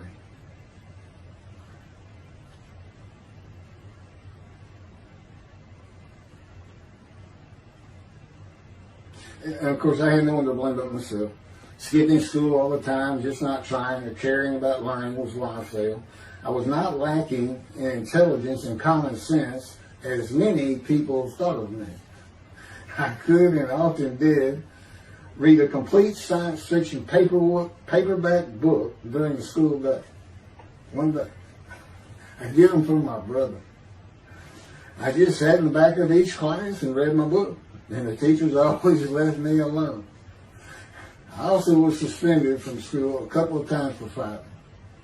First fight was in the gym in the bleachers with the principal on the floor telling us the do's and don'ts for the second semester of the 10th grade.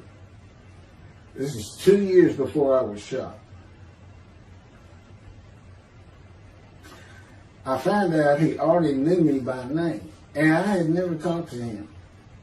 The second fight was with the same guy, but this time we took it across the street from the school.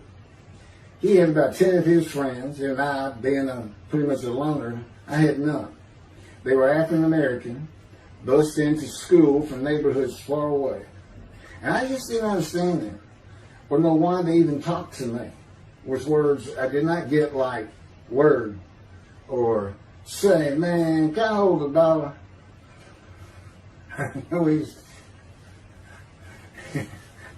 That is what started the fight in the bleachers. I hear from behind me and one stood to my left saying, man, can I hold a quarter? I turned around and just looked at him. And finally said, I did not have a quarter.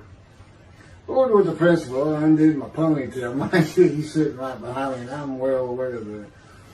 And I brushed my long blonde hair and then reached into my pocket for some chapstick for my lips. When I pulled my hand out with the chapstick, turned out I did have a quarter. And from behind me, I hear, say, man, you said you don't have no quarter. To which I replied, turning around, I don't have a quarter for you. The next part is kind of hazy. But I do know I grabbed him by the front of his shirt and threw him down the bleachers onto the students sitting below me. That is when the principal yelled my name and told me to go to his office. The next day, the guy and his friends were waiting on me when I got to school, and we fought across the street. The principal had told me not to get into any more fights, and this is the fight I got suspended for. I remember being in, after my suspension, being in the men's room smoking a cigarette in a stall, and a group of African Americans came in, and they were talking about the fight. What I remember was hearing, that white boy went Muhammad Ali on him. My favorite fighter. I even saw the Ali-Foreman fight in Kinshasa, Zaire, live in Amsterdam in 1974. And some of my best friends in high school were African Americans, mostly on the track team where we could get to know one another. I still had run-ins with the general population of the African Americans, who everyone just called blacks back then. I never used the N-word and thought they would help themselves a lot if they stopped using it. Mostly I think they were angry at being busted in from neighborhoods far away. In fairness to them, white kids did not seem to like me much either. So, yeah, I looked young even for my young age, and with my long hair, about 6 to 8 inches past my collar, I looked kind of girlish, and many people said that to me. One day a friend of mine told me what it was to him. You never smile and seem to be very angry. Like if someone looks at you crossways, you're going to come after them, daring them to say something. Like you want to fight. My next suspension for fighting began in middle shop, and it was all my fault. There's not a big deal to that.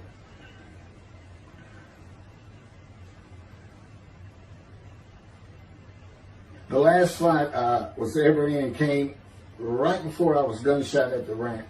The accident really changed me and the way I looked at life. I never got in another fight after I got shot. It took some of the fire out of me. My longtime friend from junior high school and I were at Memorial Park at night and walked down a train track that ran through the woods, away from the streets and recreation areas. We went to the center of the long railroad trestle bridge that ran over a bayou to wait for a train to round the corner from either direction on a single track. When a train would round the corner, we had to run and jump off the trestle after clearing the bayou. We were drinking beer. As we were sitting, we started talking about the price of gas at 44 cents a gallon in 1975. Anyway, the trains weren't running. We got up to leave, and as we're walking down the steps, he said something about my father and about how to find oil and gas. And I turned around and just hit him with everything I had, with my right arm. And I realized what a stupid thing to do. I called him the Big Sweet. He's huge Norwegian. His hair was white and long and longer than mine. His hand was the size.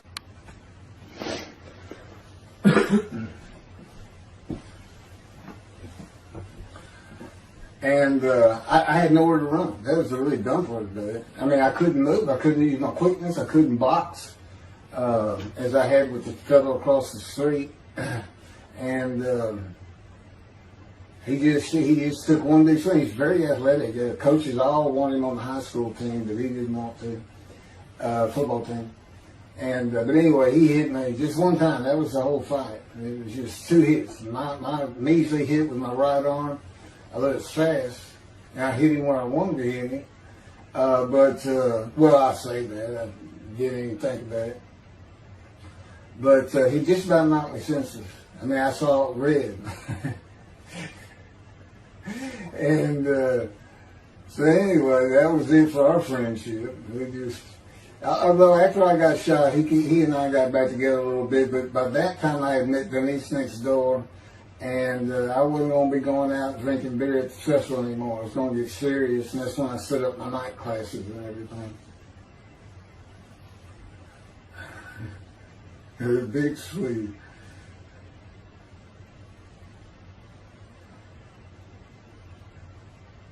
After the gunshot, I stopped seeing old friends, including Antonio and the big Swede, and spent all my time with Denise from next door.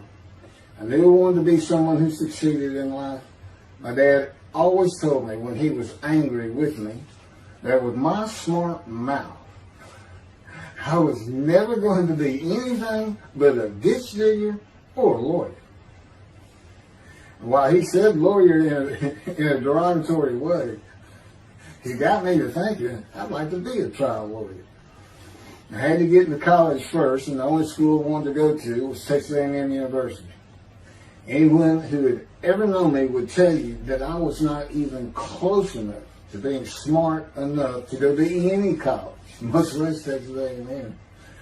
I would tell you I had never applied myself to the task of learning.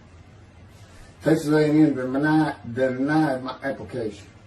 I called them and pleaded and argued, and finally admissions said that if I came for the summer semester of 4 classes and maintained a B average with no fails, they'd let me in. I did it, barely. I almost failed calculus and got a B.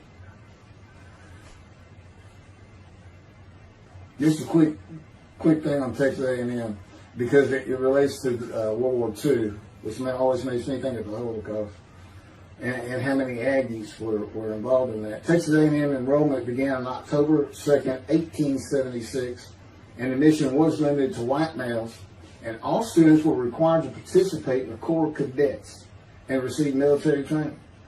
Many Aggies served in the military during World War II, with the college producing 20,229 combat troops. Of those, 14,123 Aggies served as officers, more than any other school, and more than the combined total of the United States Naval Academy and the United States Military Academy. During the war, 29 A&M graduates reached the rank of general. Texas A&M is more than a great university. It's the home of the Aggie family with a long history of spirit and tradition. And I'm going to pass through all that. You can read, I got all this from Wikipedia.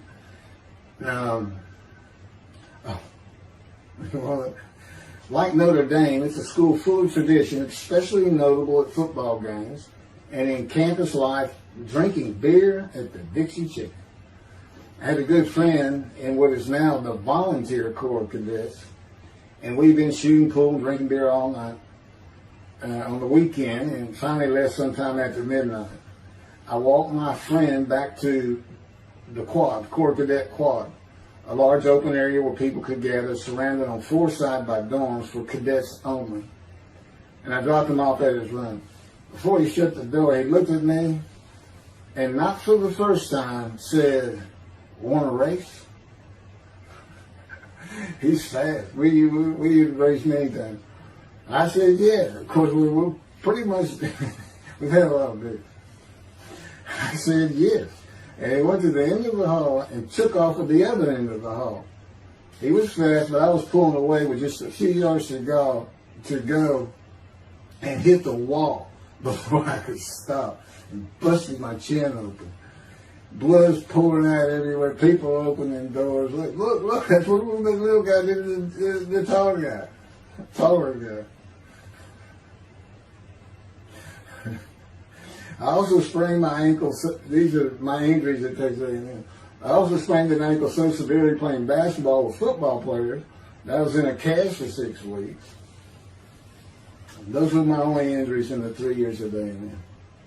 It was the gunshot that changed me and everything in my life. I married Denise when I graduated from A&M in 79, just 3 years after graduating high school. I went through in 3 straight years because I had those hours from the first summer. I just went ahead and went the next summer too. And I got out of, and the average for most A&M students is 5 years. But I went through in 3. And of course that meant I never dropped a class, which also meant I had a low GPA, grade point average. And I didn't realize how important that was for admission to law school. I was denied admission from every school across the nation I thought I could get into. I do not know how my dad knew about South Texas College of Law in downtown Houston, but he made some inquiries and found out the dean was a graduate of Texas A&M. And we're known for helping each other. We set up an appointment with the dean. I told him of my rather intense home life and wayward ways, and that the A&M had given me a chance to prove myself as a capable student. You know, he hemmed and hawed, looked around the ceiling, and gave me the same opportunity A&M had. 4 summer classes, D average, no fails. I did it. I was terrible at chemistry and math, but it turns out I had good reading and comprehension. It's probably from reading all those science fiction books in school. I graduated in 82, and I did great on the bar examination. Keith Ellis McCarty, attorney at law. Who would have believed it? Which reminds me of verse 1 of Isaiah 53. Who can believe what we have heard? And that's what any of my friends would say about me getting out of law school. Much less what's happening today. You go find somebody that knew me in high school, they say, who? Oh, that can't be true. Get out of here. I know him. Forget about it. Chapter 5. 27-year headache. I'm going to pick up with that on another video. And then that'll be it. Some general comments. 5 and 6. I'm not sure what 6 is. Yeah, 27-year headache. I'll go ahead and mention God in one of these accidents. And I won't say anything about the dog who took a hard left between my legs. Just about severed my knee, my leg. I won't mention that. Or hitting the big Swede on the track. Unbeknownst to me, my arm just took off. I wouldn't have hit him with my right arm. The things he has shown me. And getting gut shot. Yeah, I think I would have figured out, you probably shouldn't be hanging out with this fellow anymore if you're going to be talking to his ex-girlfriend for a minute. Little things like that, he controls my perception. Little things like that in my life to make sure I am the man of Isaiah 53. If anybody thinks I'm going to back off saying that, they're wrong. I have been through too much. My whole life is dedicated to this time, the day of the Lord. As a matter of fact, what about my day? I said, what about my day? Well, he said, well, first of all, God's speaking with you and living with you. Most people say that's pretty good. I said, yeah. But anyway, here's something he's promised me that he lets me check out all the time. And I'm going to put on the screen.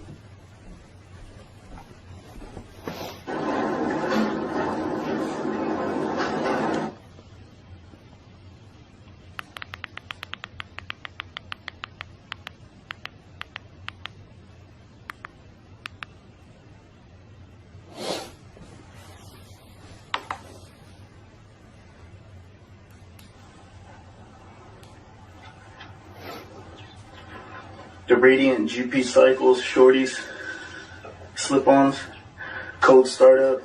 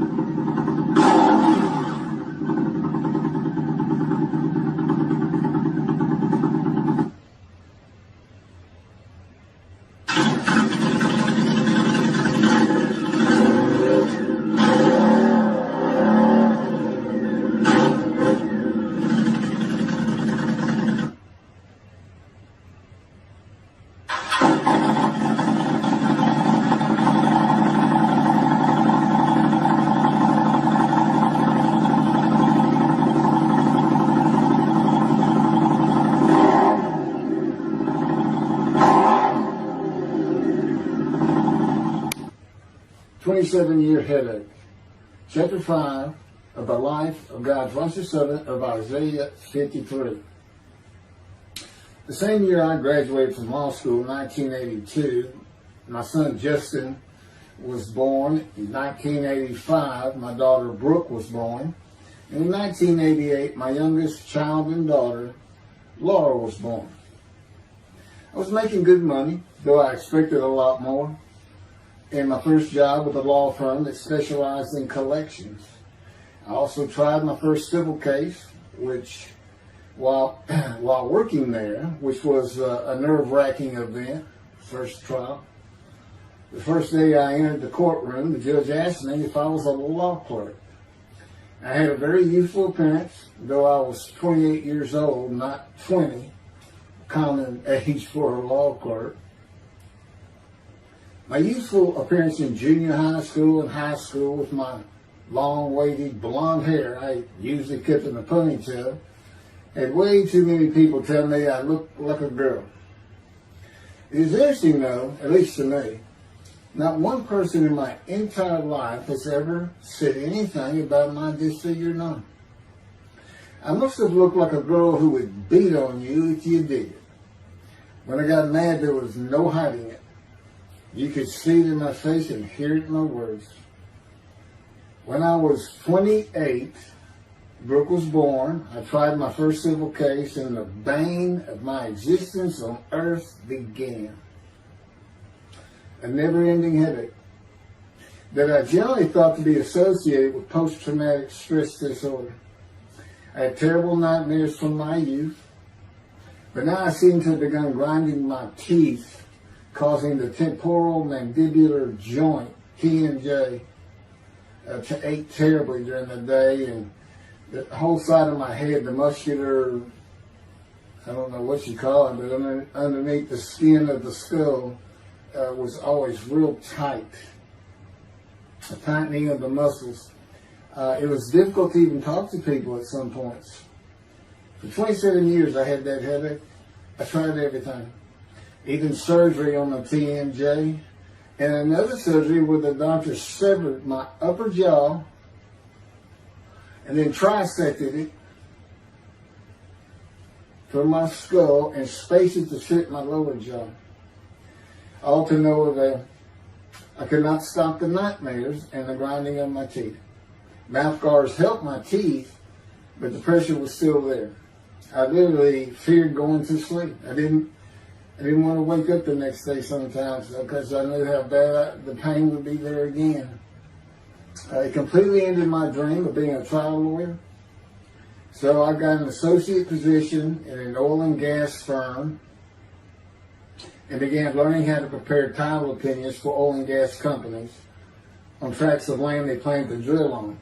Basically, a title opinion is you start from sovereignty, which is when the state granted the land to someone, usually great, large tracts of land, and from there you get parceled out and cut up, and I'd be chasing one small tract within a very large one almost 200 years ago in the early 1800s, and I would have to create genealogical charts of heirship, for people who died without a will. And they had to know who the family members were. And I got very good at it. And I really enjoyed it. I'd go to small towns throughout Texas and into their courthouses where they would keep all the records of every transaction, of every piece of land in the county. But anyway, there's an awful lot to it. I do go into it in some detail in the book, but I'm not going to for this video.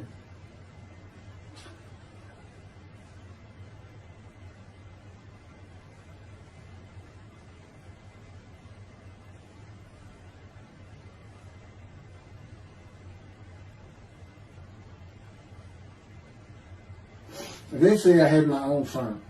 It's just me. In my own office, and I was doing very well, though billing hours for title work is generally lower than other areas of the law, by the hour. But I had also been involved in multi-million-dollar sales of production between oil and gas companies, probated wills, prepared affidavits of heirship, worked with landmen to fix title defects, appellate work, including arguments before justices, plea bargaining criminal cases for defendants, and anything else that came my way. Then it all stopped, and once again I was fighting for my life in 2001. This is chapter 6, skin, colon, and lung cancer. Oh, just God would have me tell you, he gave me those headaches. When he came to me, I stopped having nightmares. He provides my dreams for me now, and often as a learning experience. But the grinding of the teeth, everything stopped, and I thought it was just because I wasn't having nightmares. And took away any symptoms of PTSD, for which I was receiving money from an insurance company for disability, partial disability. And that went on for about 7 years. Then one day we're out walking, year 7 of 13, and I had that headache. It just came, and I just stopped. And I said, "You got to be kidding. You did not give me those headaches." He said, "Yes, I did. It's necessary. You are considered the suffering servant of Isaiah 53. You had to suffer your entire life until you're suitable for my purpose," and that includes fitting every verse of Isaiah 53. At that time, I finally read it. 7 years into all this, it was about year 2, I think. But yeah, he did. And, I ended up taking painkillers left and right and drinking with it, as so many people do. I was able to maintain, my life, my work, and everything, but it was enough to put the strain on my marriage that I pretty much blamed myself for it. And I told him I did it. That's the only time I got hot. Disfigure me, gut shot, those things, they didn't bother me. But I said, you hurt my children terribly with that. Because I became a bad father. I wasn't the father I could be. They love me and I love them. We don't have any serious risks. They're off living their lives and they're all doing great.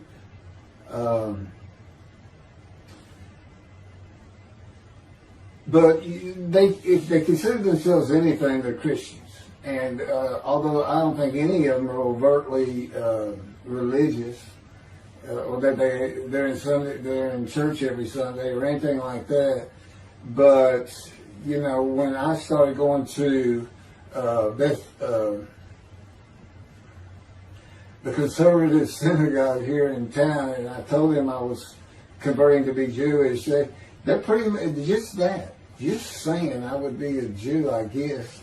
I'm not sure that I didn't believe in Jesus. It was probably more of it, God says. But really haven't talked to them much at all in 7 or 8 years. But anyway, so God gave me the headache just to make sure.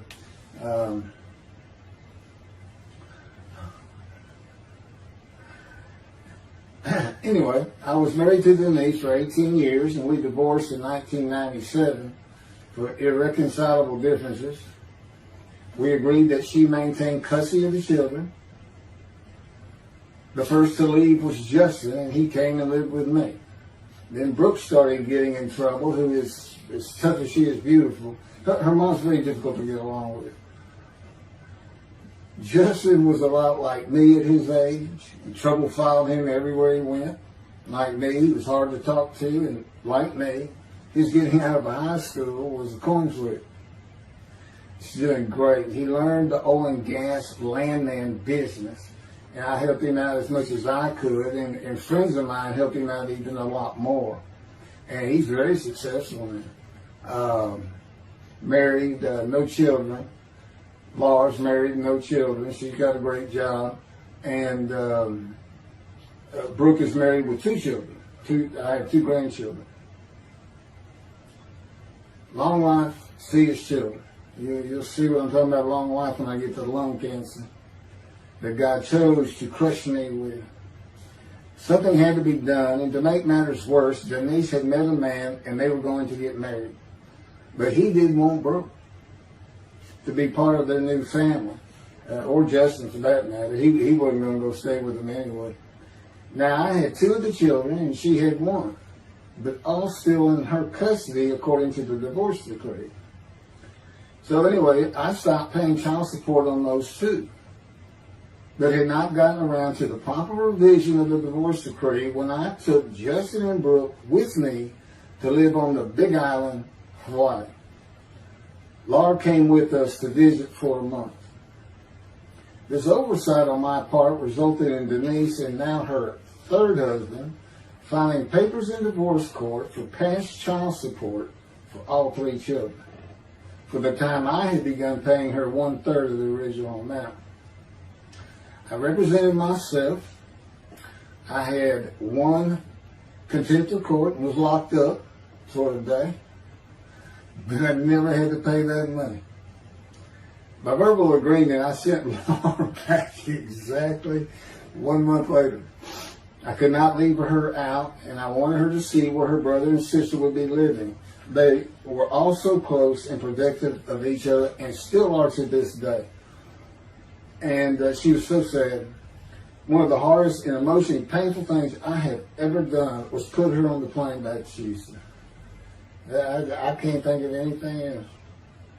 The backdrop to moving to Hawaii was my firm was in dire need of new work. But the oil and gas industry was down. It's always up and down. And my clients were not drilling. A landman I knew called and said his sister in Hawaii, a brilliant idolater, but not a good businesswoman, needed help resolving creditor issues stemming from her new offices and equipment purchases.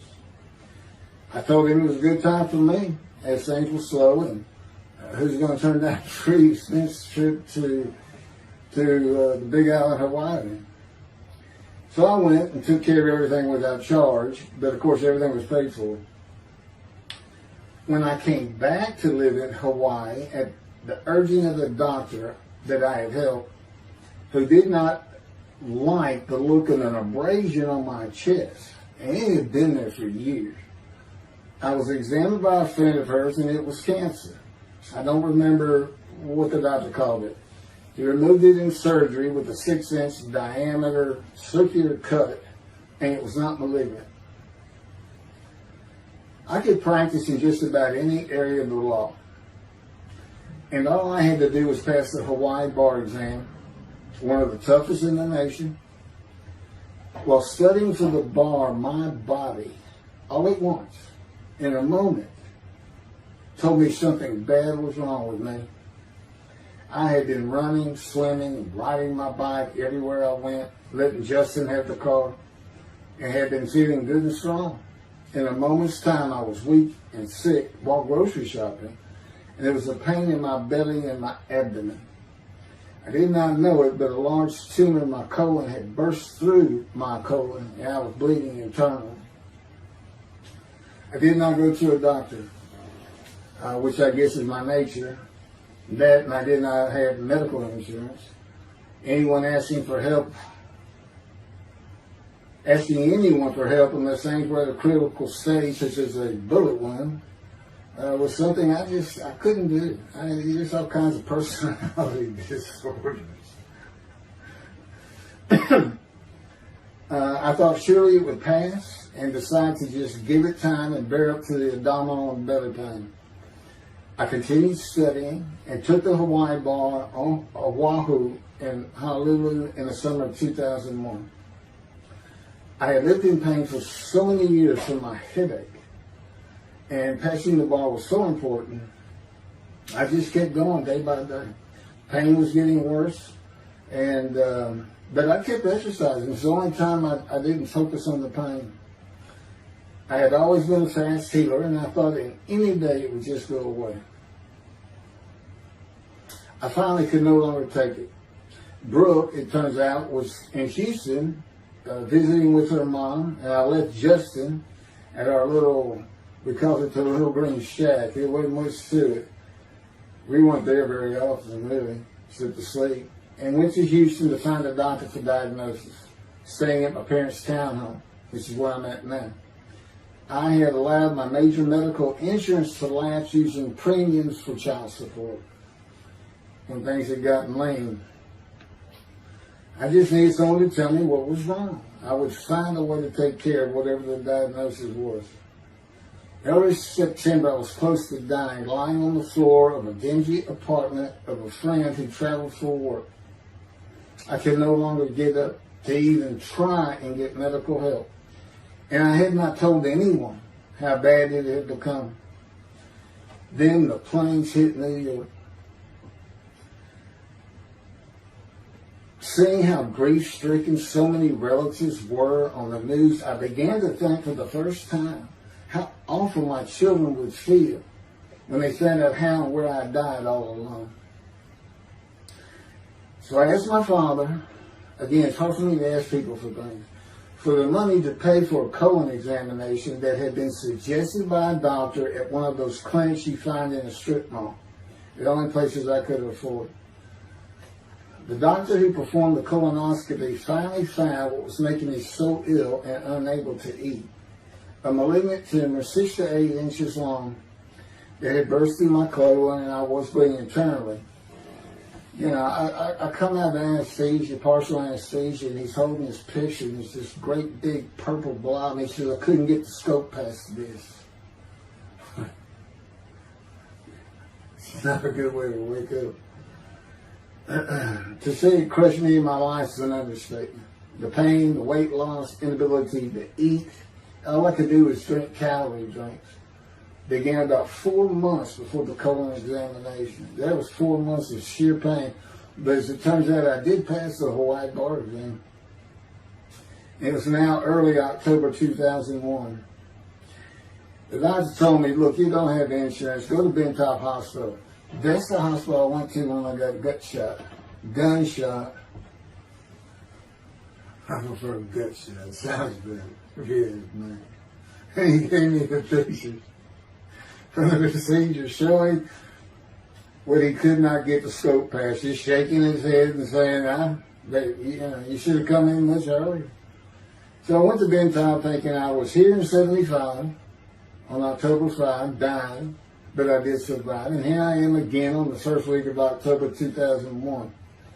I showed the pictures to the admitting nurse. Instead of them sending me to the waiting room, she just looked at me and she said, this is a public hospital. I mean, you can wait all day long to have a cold check.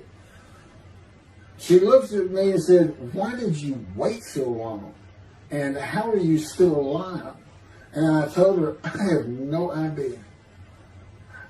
She did not send me to the waiting room. They had an orderly take me immediately to a room. There they hooked me up to a morphine machine where I could hit a button at a time interval I can no longer remember and receive a small dose. I do know I never missed one. I was very depressed, and my parents who waited in that line for admittance with me looked so sad and depressed. It was not one of my better days, though I finally had some pain relief. Day after day, I lay there waiting for the next test they would run. It was during this time I received notification that Denise had filed papers in the divorce court to recover monies for the time I was taking care of 2 of the children. It's also when I received notification from Hawaii that I had passed the bar exam. So, Bentop Hospital, what a lifesaver. I mean, young surgeons in like Baylor University, medical schools, it's a prime position to get your hands on if you're going to be a surgeon. Because you're in surgery all day long and all night long, as long as you can stand up. They're bringing people in.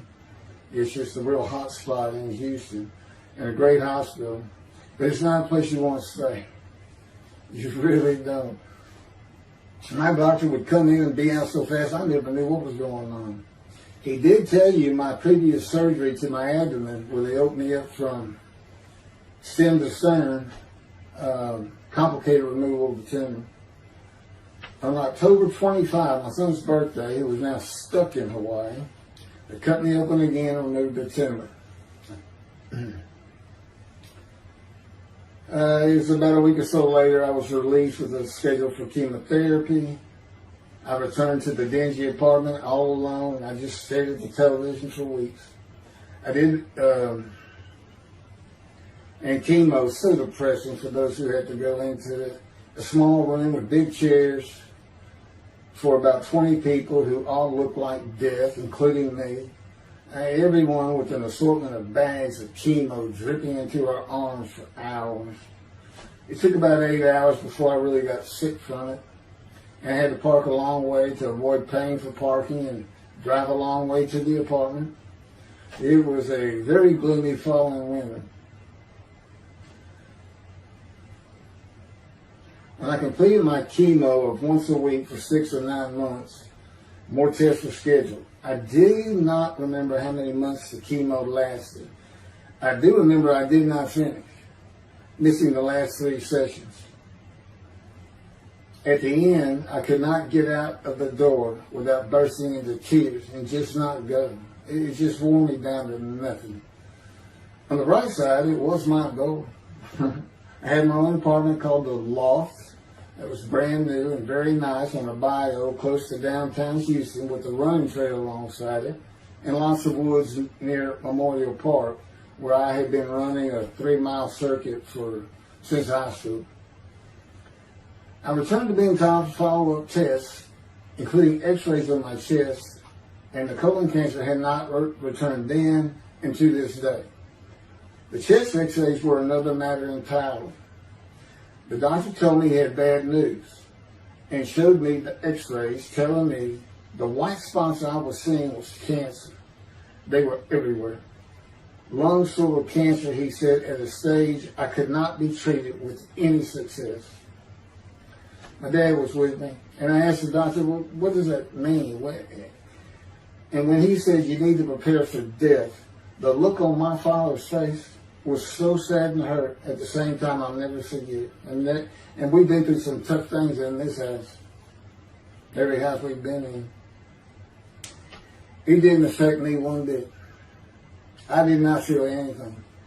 I was too beat down from the chemotherapy to care, I guess. God tells me I had a lot to do with that. And in fact, no matter what they said, I didn't think I was going to die. But I didn't know that. I just wasn't having that conscious thought. And God says he had a lot to do with that. Of course, he hadn't spoken to me yet. I have never seen a doctor for cancer or any other ailment since that day. I had to get Justin home was all I thought about. But I needed money. I found an old client that needed a title penny for a drill site well. I struggled through that and got my boy back to Houston. And it was tough. I was so weak. And it had been so long since I really had done any title work. And just going to pick the work up and visiting with the client was a major to-do for me. But we got there and I got Justin home and he went to live with some childhood friends. This is now 2002 and going into 2003. I just walked all over the running trails in a 3-mile loop at Memorial Park and in the woods day after day. I didn't think about dying, but I did But I did not think about restarting my law practice either. I watched a lot of television and played video games. I watched the Tour de France for the first time and got inspiration from Lance Armstrong. I was still alive though, and the funny thing was my lungs never bothered me. I was never sick. It's because God had already removed it. After I got the news I was dying of lung cancer, he took them from me. That's what he tells me. And I don't have any symptoms. As you'll see right here, in 2005, I picked up some title work here and there and made an office out of my loft. I bought my first motorcycle, soft-tail lowrider Harley Davidson. First time in many years I was happy. I love riding that bike. In 2006, I did some landman work for standard day wages and began dieting and running.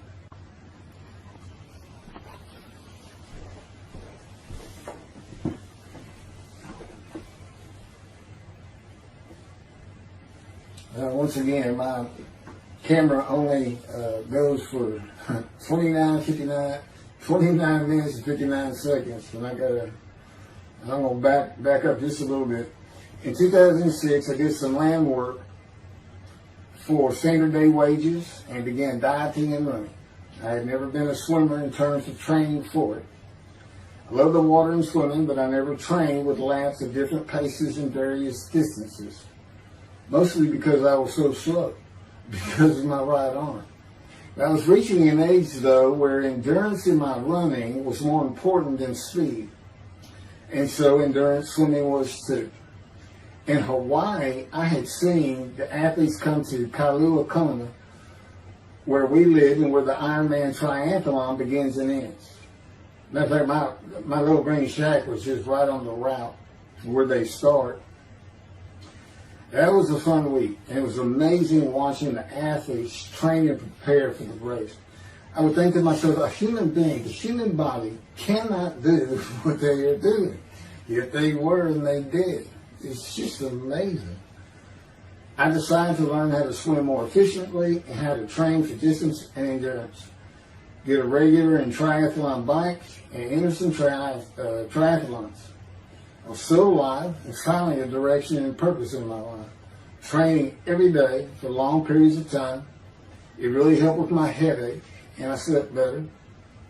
In 2007, I signed up for the March 30, 2008 Lone Star Half Iron Triathlon in Galveston, Texas, and the October 5, 2008 Longhorn Ironman 70.3 in Austin, Texas. You cover 70.3 miles, and you got to do it under 8 hours. And I did real well in the first one.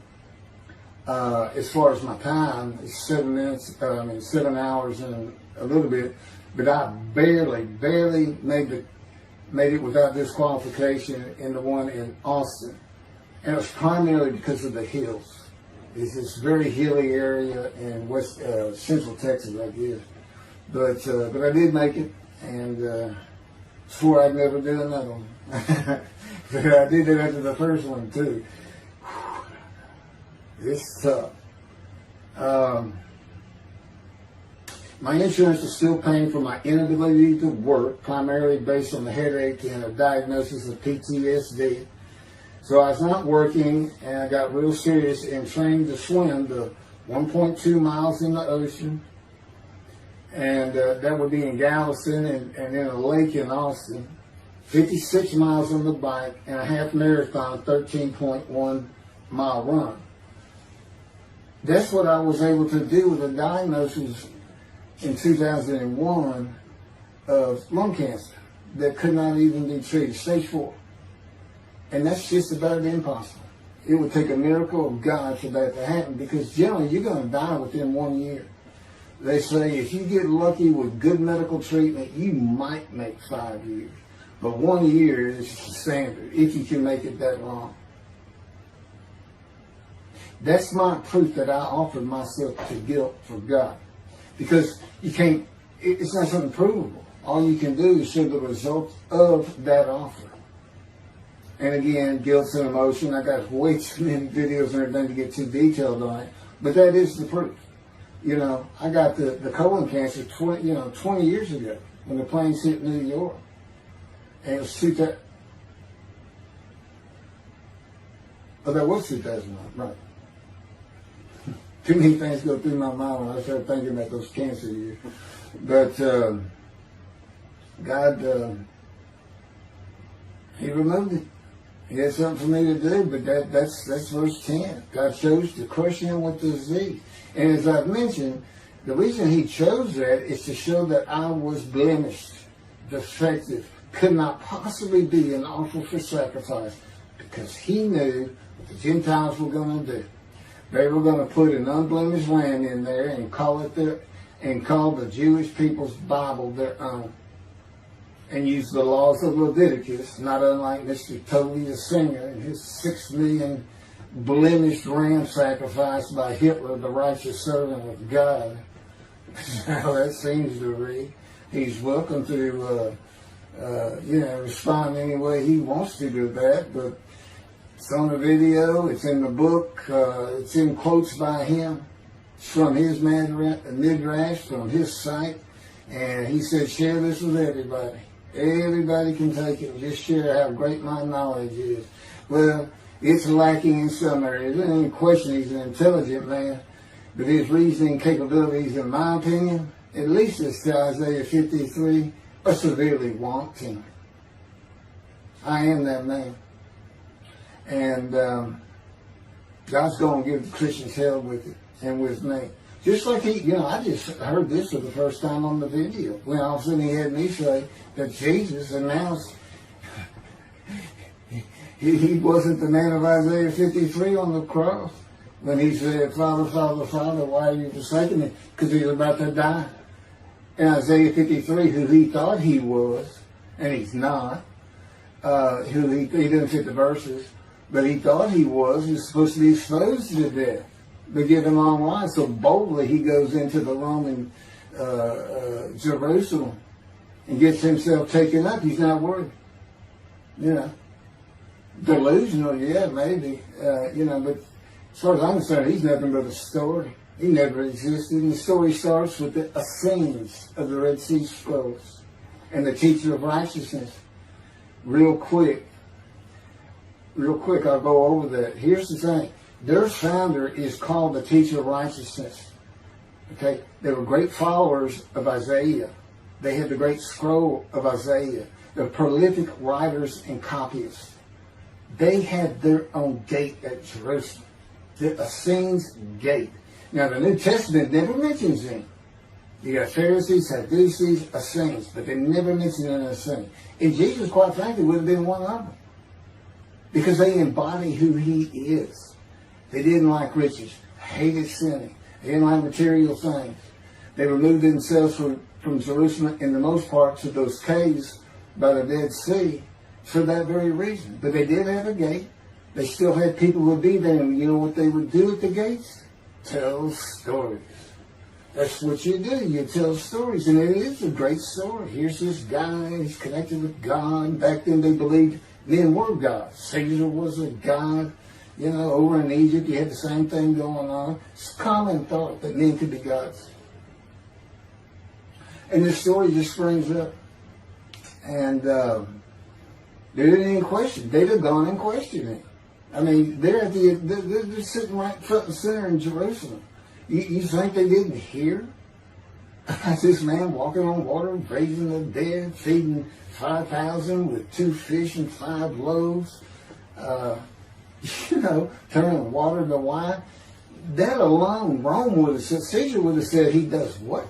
He turns water to wine. Bring him to me. Don't touch a hair on his head. You don't kill the man who turns water to wine. You send him out with your armies. Make your men happy. It's there's so many ridiculous aspects to it. Most particularly, God performed a human sacrifice for the sinning Gentiles. He's left the sinning Jews for the sinning Gentiles. But he gives them an out, these Gentiles, not his church. He gives them an out. I know, I'm going to kill my son for you. So that you'll be forgiven of violating my commandments and laws. If anybody knows God, and the Jews do, and I know him like nobody's business, that's not him. That's not him. I mean, he told the Jews, I'm never going to leave you, but I will punish you. Now that's him. That's him. And he'll put you to hell just to make you a better person, a better people. And he has no plans of changing that. He's not going to change the minds and the thinking of billions of people to make them love the Jew. He's just not going to do it. And the practicality is, he didn't create man for him to even be able to do that. Now, he could have created humanity where he could do that.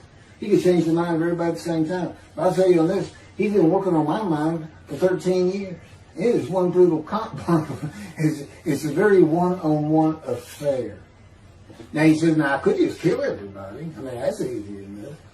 That's easy. I could just kill everyone, but He said, that's not, it's all about this. You got to know how to read the Bible. It's written for antiquity first, and the Dark Ages, and then the Age of Enlightenment. I mean, basically he's saying you've got to go back over it. You've got to check these guys. You've got to check Rambam and his speech. God's going to make the world speak Hebrew. Or, they will be the pure speech. You got to check some of this stuff. And I read Rashi's, I went to his Isaiah 53 Midrash, and all I can say is very unimpressed. I've seen what he has to say in Malachi. He didn't pick up on any of this. He didn't know what the angel of the Lord is, the angel of the covenant that you desire. He doesn't know how Moses goes by, a burning bush is not consumed, the angel of the Lord is in there, and God speaks. I do. To me, it's just like, well, you just get some basic concepts, and all of a sudden, and quite frankly, it'll open up the scripture to the Jews. They can put the Talmud aside for a little while. But I will say this. God says, if you can study it, study it. There's all kinds of great things in it. Just be real careful about what you teach from it. And it's useful for heaven. If you like to talk about Talmud as a scholar with other Jews who may very well be in a scroll of remembrance with you, you can meet up with them. You'll see them in the meeting places, have them over to your room. Y'all can watch the new earth being created and the new peoples of God chosen, and watch the evolution of the chosen people.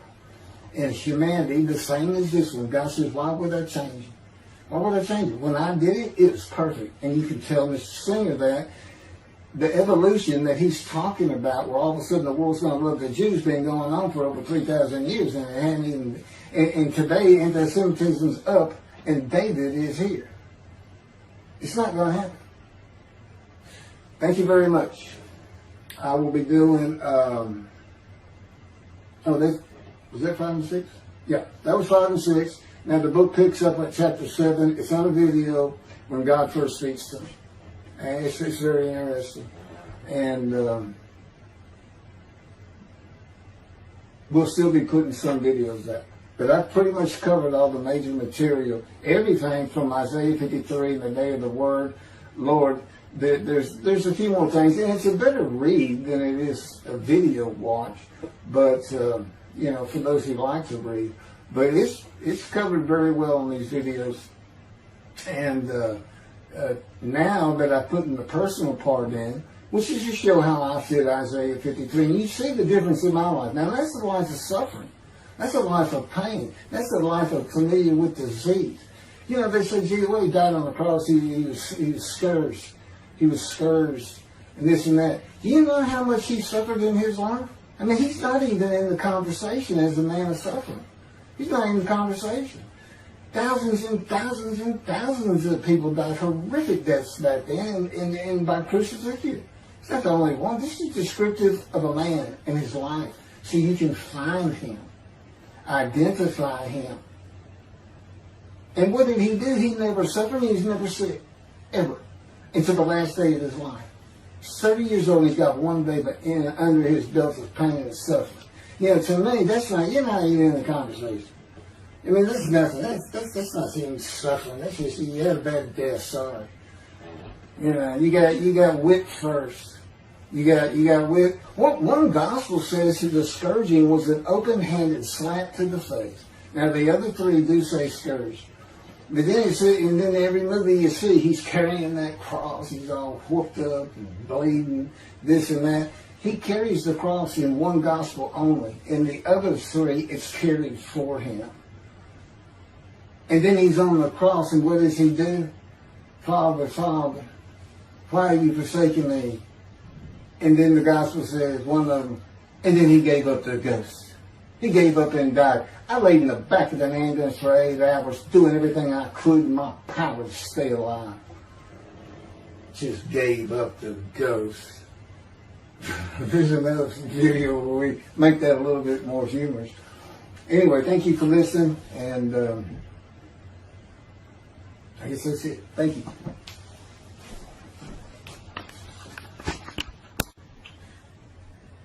This is a video that leads into a brand new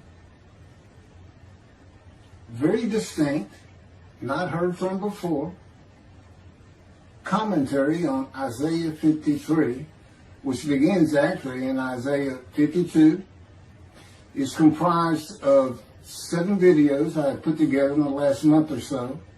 And I'm just putting them all together with a lead-in video explaining these things and why it's so new, novel, and has such a different view of the scripture from that which Judaism teaches regarding a Messianic era when David comes, the descendant of David. They often refer to him as King Moshiach. Moshiach means the anointed one. And you'll get the idea from the title of this video real quick. God speaks to an atheist. And it began like this. The doctors who gave me 1 month to live from lung cancer in 2002 that developed from my colon cancer metastasizing would have been surprised that I was still alive, to say the least. I had stopped thinking about the lung cancer years before. The white spots in the x-rays that filled my lungs, like the stars in the night, did not inhibit my breathing or slow me down in any way. At this point in time, I'm training for my first triathlon. And I didn't start small. I did a half Ironman.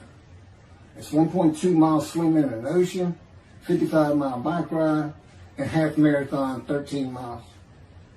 They call it the 90.3. One Saturday in the fall of 2007, I was cooking lunch in my small kitchen, post-divorce, and at the stove, when God said, from just a little behind me, as though somebody was speaking to me right here, and above my right shoulder, which is this figure, wash your hands. I turned around to the sink, washed my hands, and turned back to the stove. Now understand, I've been an atheist for 50 years. I mean, I completely denied the existence of God. And then from right here, a small, quiet voice, like an account they have with Elijah at the cave, said, wash your hands. And I simply turned around, washed my hands, and went back to the stove. I didn't say a word to him. I didn't even keep thinking about it. I just did it. That was it. It was as though he had always been there. Just as to Adam.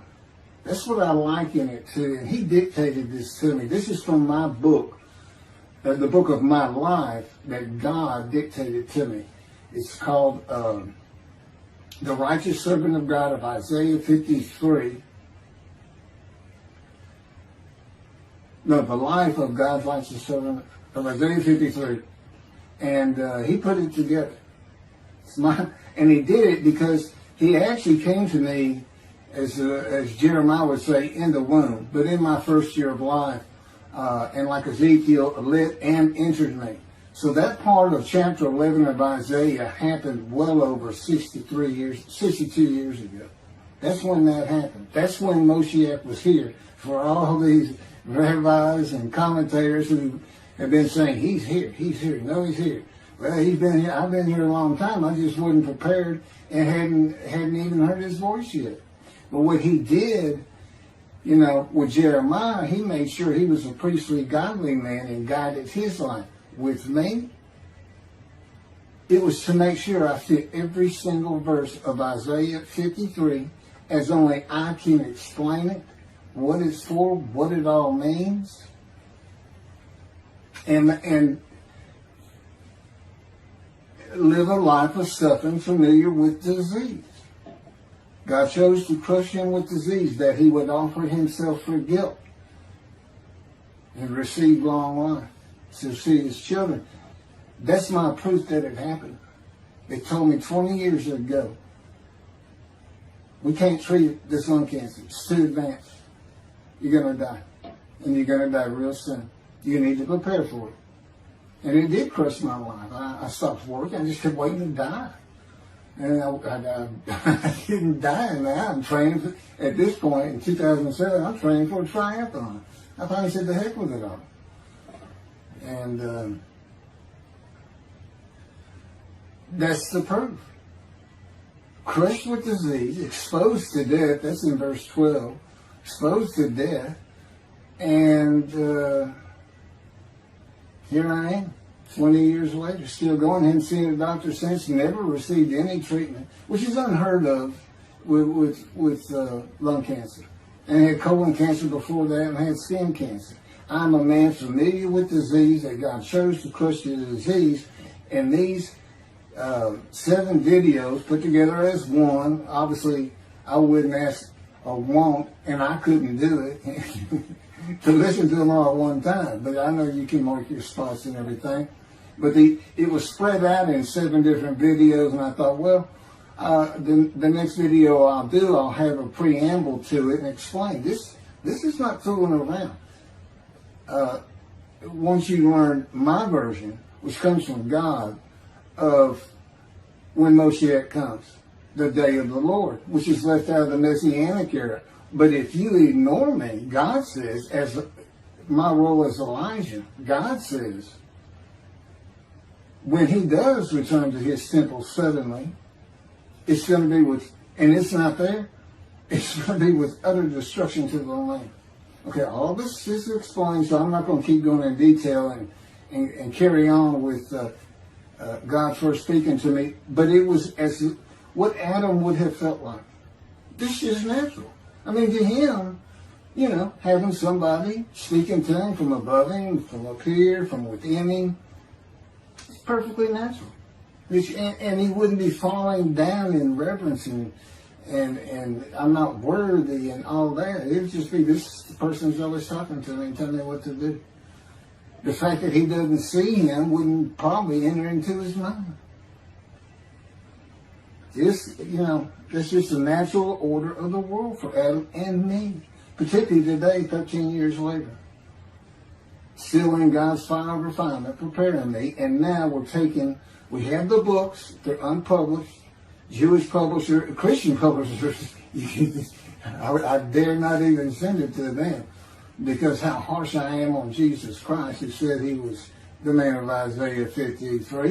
And it's because of him I had to get crushed with cancer. That's what that's all about. God doesn't have to crush you to make you offer yourself for guilt. He just seized Ezekiel and put him through the fire of refinement, the anguish of it, and sent him off to be a prophet to the Assyrian, Babylonian exiles, of which he was one, actually. Ezekiel, the book of Ezekiel is the key to Isaiah 53. That's my background. See, God, these videos, everything, the way where he put angel of his presence and Holy Spirit, that Judaism doesn't recognize. A host of the Lord's host. It's in the book of Joshua, one time. He did it so they wouldn't find it. He knew what this was going to be about. These are my proofs. This is what it's all about. He set it up for me to be this controversial. You just got to take the Messianic era of Judaism and toss it out the window. And you'll understand why, when God has me explain it to you. He controls everything I do, think, and say. Finishing preparing lunch and ready to watch a Texas A&M football game, I headed to the living room and God said, "Get a napkin." I turned back to the kitchen and got a paper towel. Sitting on the couch from about the same place. Sitting on the couch with the television on and my plate in my lap, God said, "Get your TV tray." I got up, set my TV tray in front of me, and placed my plate on it, began eating and watching the game. That night, I was in bed reading a book. From the doorway, God said, "Tomorrow we're going to Bed Bath & Beyond, the store, to buy a shower curtain, sheets, pillowcases, and shop in general for things that you need." I said, "Okay." and continue reading my book. That's God spoke to an atheist. That's how it started. We call it the early years now. We talk about it. It was so different from the way things are, and all the same in the same breath. And I have since learned this. It was by his power upon my emotions and thoughts that his presence with me was though he had always been there. In other words, when you read in the Hebrew Bible, God calls somebody's name like little Samuel, and he says, here I am. Here I am. Now there's some accounts of people falling to the ground, but he can put a silent knowing to you. He can put knowledge within you, your mind, where you never hear a word from him. In other words, put into your mind the God of all creation is about to speak to you. And he doesn't have to say, stay calm. He controls emotions. He told me, Keith, I created emotion. And there's nothing I can't do with yours, and believe me, it's been proven to me. I'm not going to get into all that.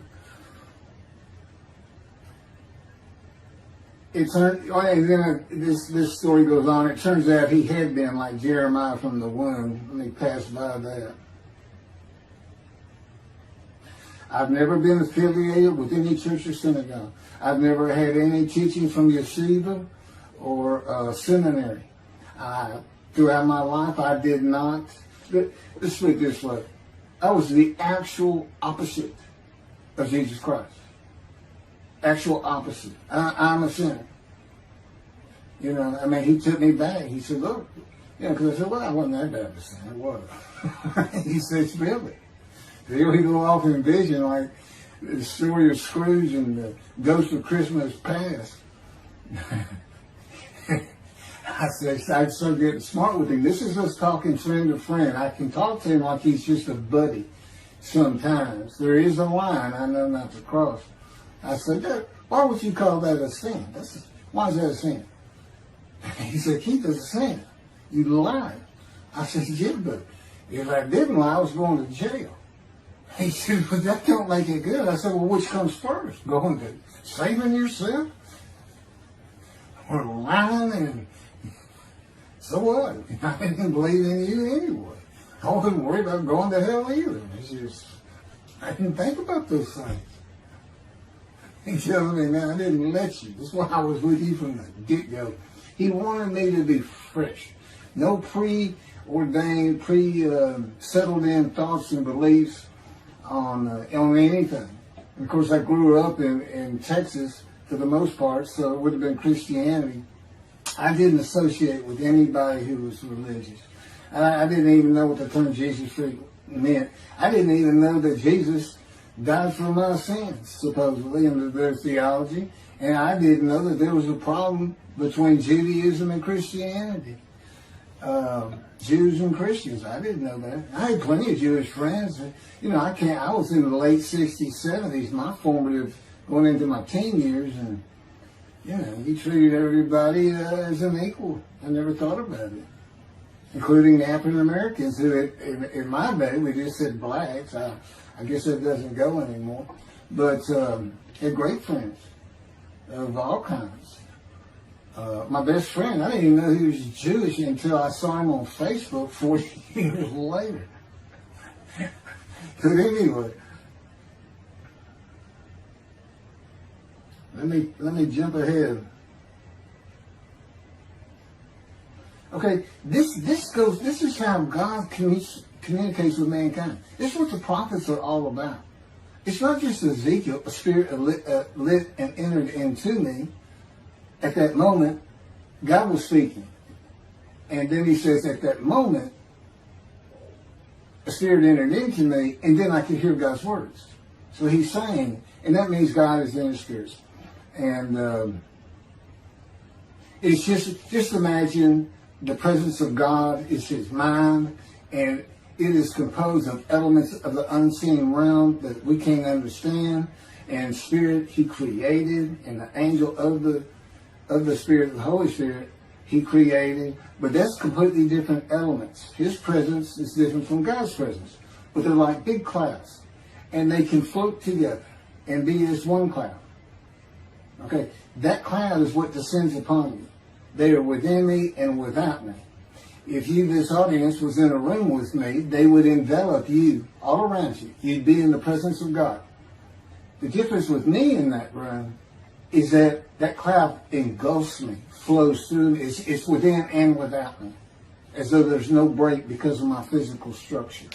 My little spirit is a little cloud that also drifted in. That's what it is. And it happened with all the prophets. If they spoke God's words, he was talking to them. He was telling them, write this down. Write this down. All these 20 books or so, of the books of the prophets. Ezekiel, write this down. Set this up. Jeremiah, write this down. See, a time is coming. Well, that's the time in Malachi. It all comes together, and you'll find it in all these videos. So, and it doesn't just include Moses and the prophets. The man who wrestled with Jacob. Jacob says he wrestled with a man in divine beings. Well, you know, Judaism doesn't acknowledge the Holy Spirit's the person, which is beyond belief, because there's so many references that this is clearly a person, the angel of his presence. But it's just God going to a man saying, hey, wake up, I'm the God of this land. See this man over here sleeping? His name's Jacob. He's got his head on a rock. Go jump on him, start wrestling. Don't worry about it. I'm going to orchestrate the whole thing. You'll be fine. And the guy would have said, here I am, let's go. That's how he does. And Judaism says the man in divine beings is an angel. No, he's not. That'd be like saying, I'm an angel. And you wouldn't want to say that. Well, you wouldn't want to say it to me before he came to me, because that made me mad. But I had a hell of a temper, just like Moses did, and like Ezekiel did. And God knows how to knock it out of you, to where you smile and laugh a lot. Because I never used to. Well, you got to read the book, and you'll get it. You'll get it. I'm just, just like a lot of people, I've been through too much, hurt too much, suffered too much to have any thought that there's anybody upstairs, who cares about me. It's just don't even mention his name around me. We're either going to fight or I'm waiting for it and you'll never see me again. No, do that. Because it just makes me angry. All that's gone, by the way. Lots of stories on that. Oh, and the Spirit speaks. He's got his own personality. He's angelic. He has a very childlike voice. And he's just nothing but a ball of humor. He has me say he's the greatest comedian of all times of the universe. And he's just a joy to talk to him. And he has the smarts of God, as he tells me. But I have instant communication with him. I have instant communication with God. It's like there's three persons in my mind. This one cloud is three clouds. It's two spirits in the elements of God's mind. And slow process of 13 years, and it's 13 years of, and this is from Isaiah 53, punishment, wounding, chastisement, maltreatment, crushing, bruising. And I'm telling you, he's relentless. These are the stories, and I have a lot more once I get to Israel. And I have full confidence God's going to get it done. That's one thing I don't worry about. 13 years, a year and a half of trying to get books published, denied by everybody who even bothered to answer me. Because it's just so different. And it can only go to Jewish publishers. And it's just like, well, this isn't the stuff we believe. And it sounds like he's saying it's him and this and that. Well, I was. God said I made sure I didn't get them published. I wanted to do the videos first. You see, I'm not on the executive committee. I don't know what's going on 99% of the time. I don't know what I'm going to have for dinner. I no longer have self-will. I can't ask him for anything. There's all kinds of reasons for that, such as, if one of my kids gets sick and he doesn't heal them up, cancer or something, Am I going to be disappointed? Am I going to be hurt? The answer is no. He's trained me too well to even bother asking him. If he's going to do it, he's going to do it. I know he has the knowledge, and he's right here with me. So, it's a long, detailed process. I know things from his perspective. This is another reason the Messianic era is not going to happen. And it comes out in these films. But the Holy Spirit, the angel of his presence, we're friends. God says, I can't be friends with human beings. I said, well, we're friendly with each other. He said, yes, that's right. I said, I Googled this, and technically you are my friend. He said, well, I know, but I just don't acknowledge you. I said, why? He said, because I'm God. That's the way I am. I get to do whatever I want. Now, he's just messing with me. It's just like having a friend. Of course, it's a true statement. He can do whatever he wants. But he's pretty stately and regal. But, again, we live together. I've lived with him for 13 years now. And it's never going to end until I die. I wouldn't even know what to do. He said, if I let you, you're going to fall down dead. You're not supposed to be alive. I keep you alive. He said, I took that cancer from you, but I just put it back in if you do something that makes me want to leave. I said, well, what am I going to do? No self-will. To an extent, no self-thought. And I'm telling him, I'm not even a human being anymore. He said, well, what are you? I said, I don't know. I'm man and divine beings, but I'm not human. I don't have self-will. That's what distinguishes the human being from the animal. He said, but I'm being the human for you. I'm providing your self-will. So you do, in a way, have it. So you're still a human being. I said, well, I'm dead. He said, why are you dead? I said, because it's like my brain's not connected to my spirit anymore. It's like you're sending all the information in. And that's about heaven. I haven't lived the existence in heaven as to my thoughts, because in heaven you won't have a mind. The heaven for the Jewish people only, I might add. You won't have a mind. God's got to provide it for you. He's got to be you for you as a completely new and different creature. But still you. It's a very amazing story on how that does. And I'm taught all these things and literally experience them, not only in the real, but in visions. I've had more visions than, if you count every single vision in the Hebrew Bible and the New Testament, I've had easily double that. And I'm a walking visual. God's communication, and this actually shows up in the story of Moses. He won't let me tell right now. But he puts images in your mind. Instead of saying a sentence, you get something in your mind, a picture. Anyway, I call it visuals. And you can be wide awake for those. And I can be in vision wide awake. Okay, so we finished our shopping. You get shower curtains and everything. And God said, let's go to the bookstore and get you a Tanakh. To which I replied, well, what's a Tanakh? I didn't Hebrew Bible, okay. Well, I know the Holy Bible, the New Testament and Old Testament. And on we go. I'm starting to learn for the first time. At Barnes & Noble's, we looked at all the Hebrew Bibles and purchased the Jewish Publication Society's Tanakh, the Holy Scriptures, which is a translation that began in 1956. It was published in 85. Men who spent 30 years on the Leningrad Codex, the oldest Hebrew Bible in existence.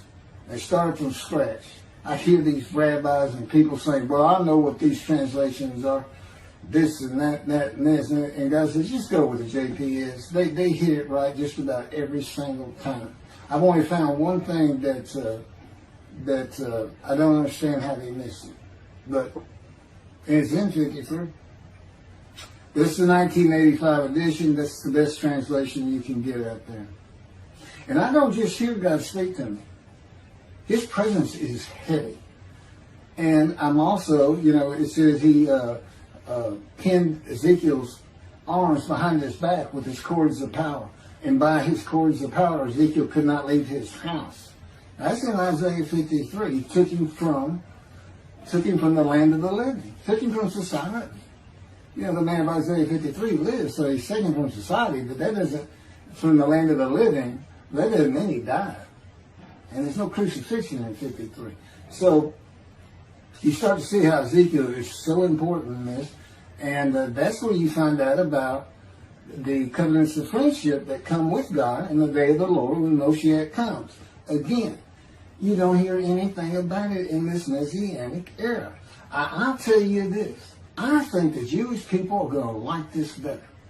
I think throwing out all that rubbish Judaism has been teaching from back in antiquity, that's where they're stuck, and see what's really going to happen with God coming back, a man in divine being, with the capabilities of Moses, Elijah, the descendant of David. All their attributes, okay, are in me. I can be each and every one of them, and I can be all four of them at one time.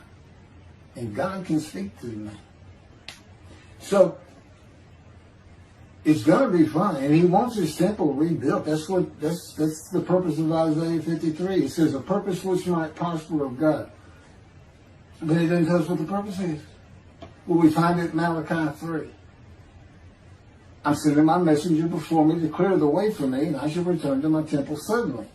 But the covenant that comes with David says, I'm going to place my sanctuary amongst you. He already knows it's not going to be there. And then we have Elijah in Malachi 3. Well, he's got a purpose that might prosper. And if it doesn't, God comes with utter destruction to the land. And again, you don't hear it with the Messianic era. Utter destruction to the land. There's 7 million Israeli Jews. How can you not read that and go, that sounds an awful lot like, I'm going to raise up armies against you. How can you just ignore that? Well, anyway, we're getting fixed up. And the purpose that might prosper, I never believed that. I think that just hooks the man of the righteous servant of God of 53. I think that puts him with, he's got the same purpose as Elijah. Elijah's supposed to bring the families back together through the laws and teachings God gave Moses, or being mindful of them.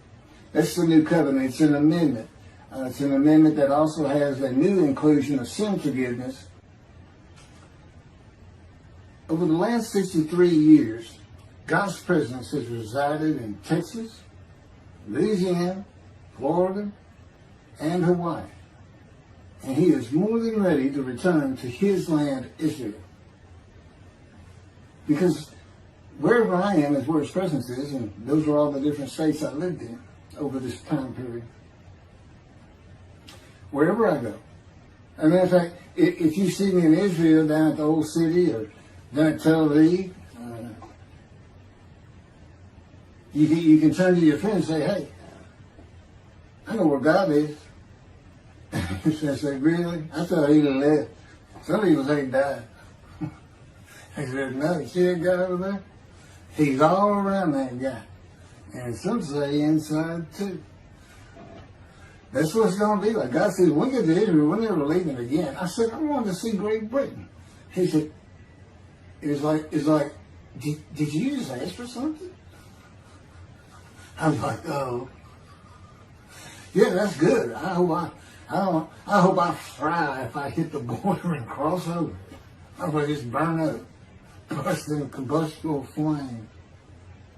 But anyway, that's where he wants to be. And I'm assured he's going to get there.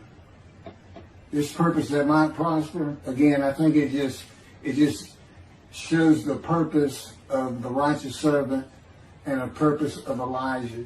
Because he knew I was going to be teaching. There's only, in the day of the Lord, as you would imagine, he wants to have all the prophecies fulfilled, be done with the prophecies.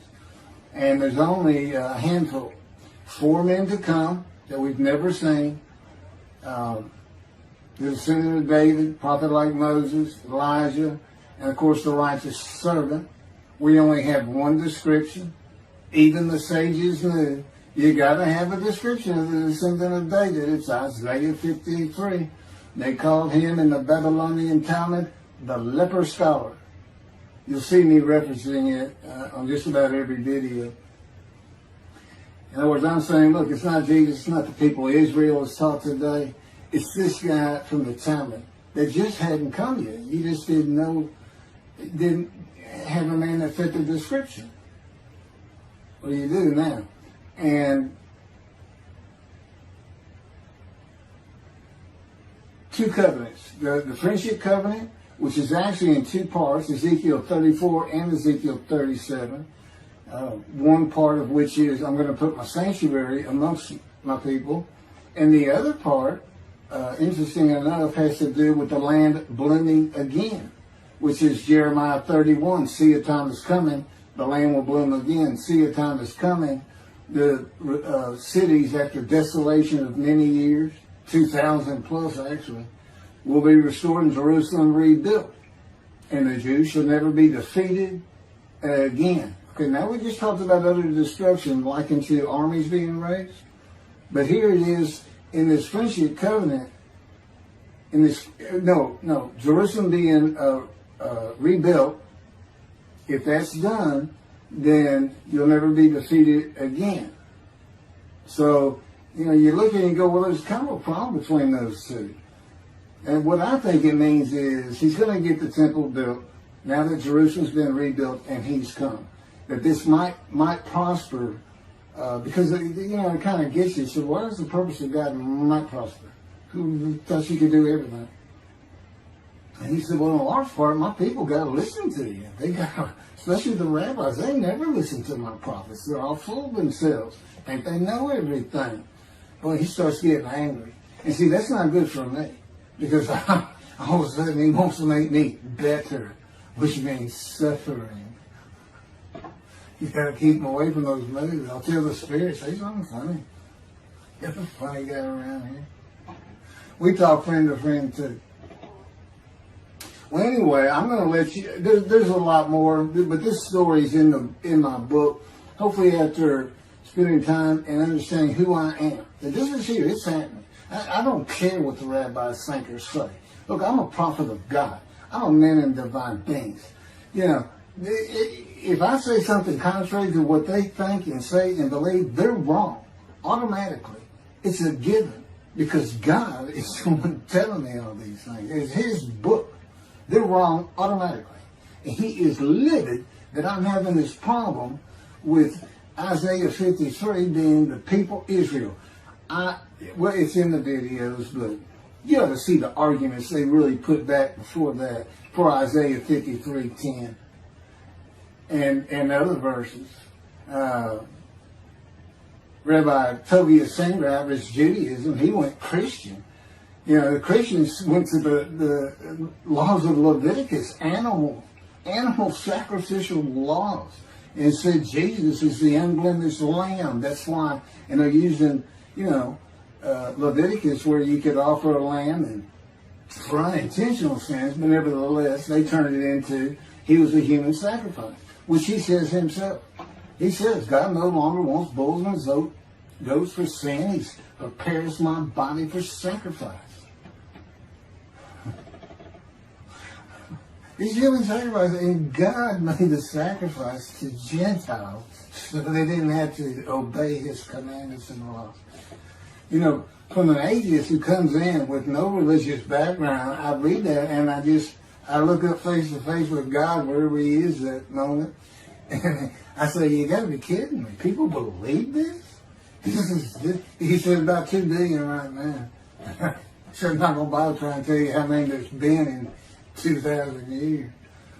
God made a human sacrifice to me so I can go to heaven and I can go kill somebody if I want to.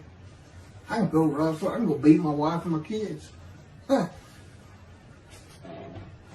accept Jesus again. God was teaching me the New Testament, and this guy at one of these mega churches came up to me and says, if you do accept Jesus Christ, you're not just forgiven of all sins that you have committed. You're forgiven of every sin you're going to do in the future. I said, really? He said, yes, really. He said, Jesus knows you're going to do it, and He already forgave you. I said, what? Okay. So, if you're a Christian, you can just sin all the time, because Jesus knew you were going to do it.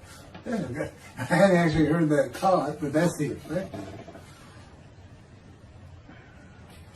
Okay. This year in Jerusalem. Enjoy the books. Don't try to listen the video. Don't try to watch them all at one time. But what I did is I put them together for you in the order they should be. And I just thought it'd be easier. And we're kind of coming to the end of our videotaping for a little while, it seems like. Again, I'm not on the executive committee with God and His Spirit. I never really know what we're going to do next. And the books are at keithmccarty.wordpress.com. You can find that on my YouTube channel.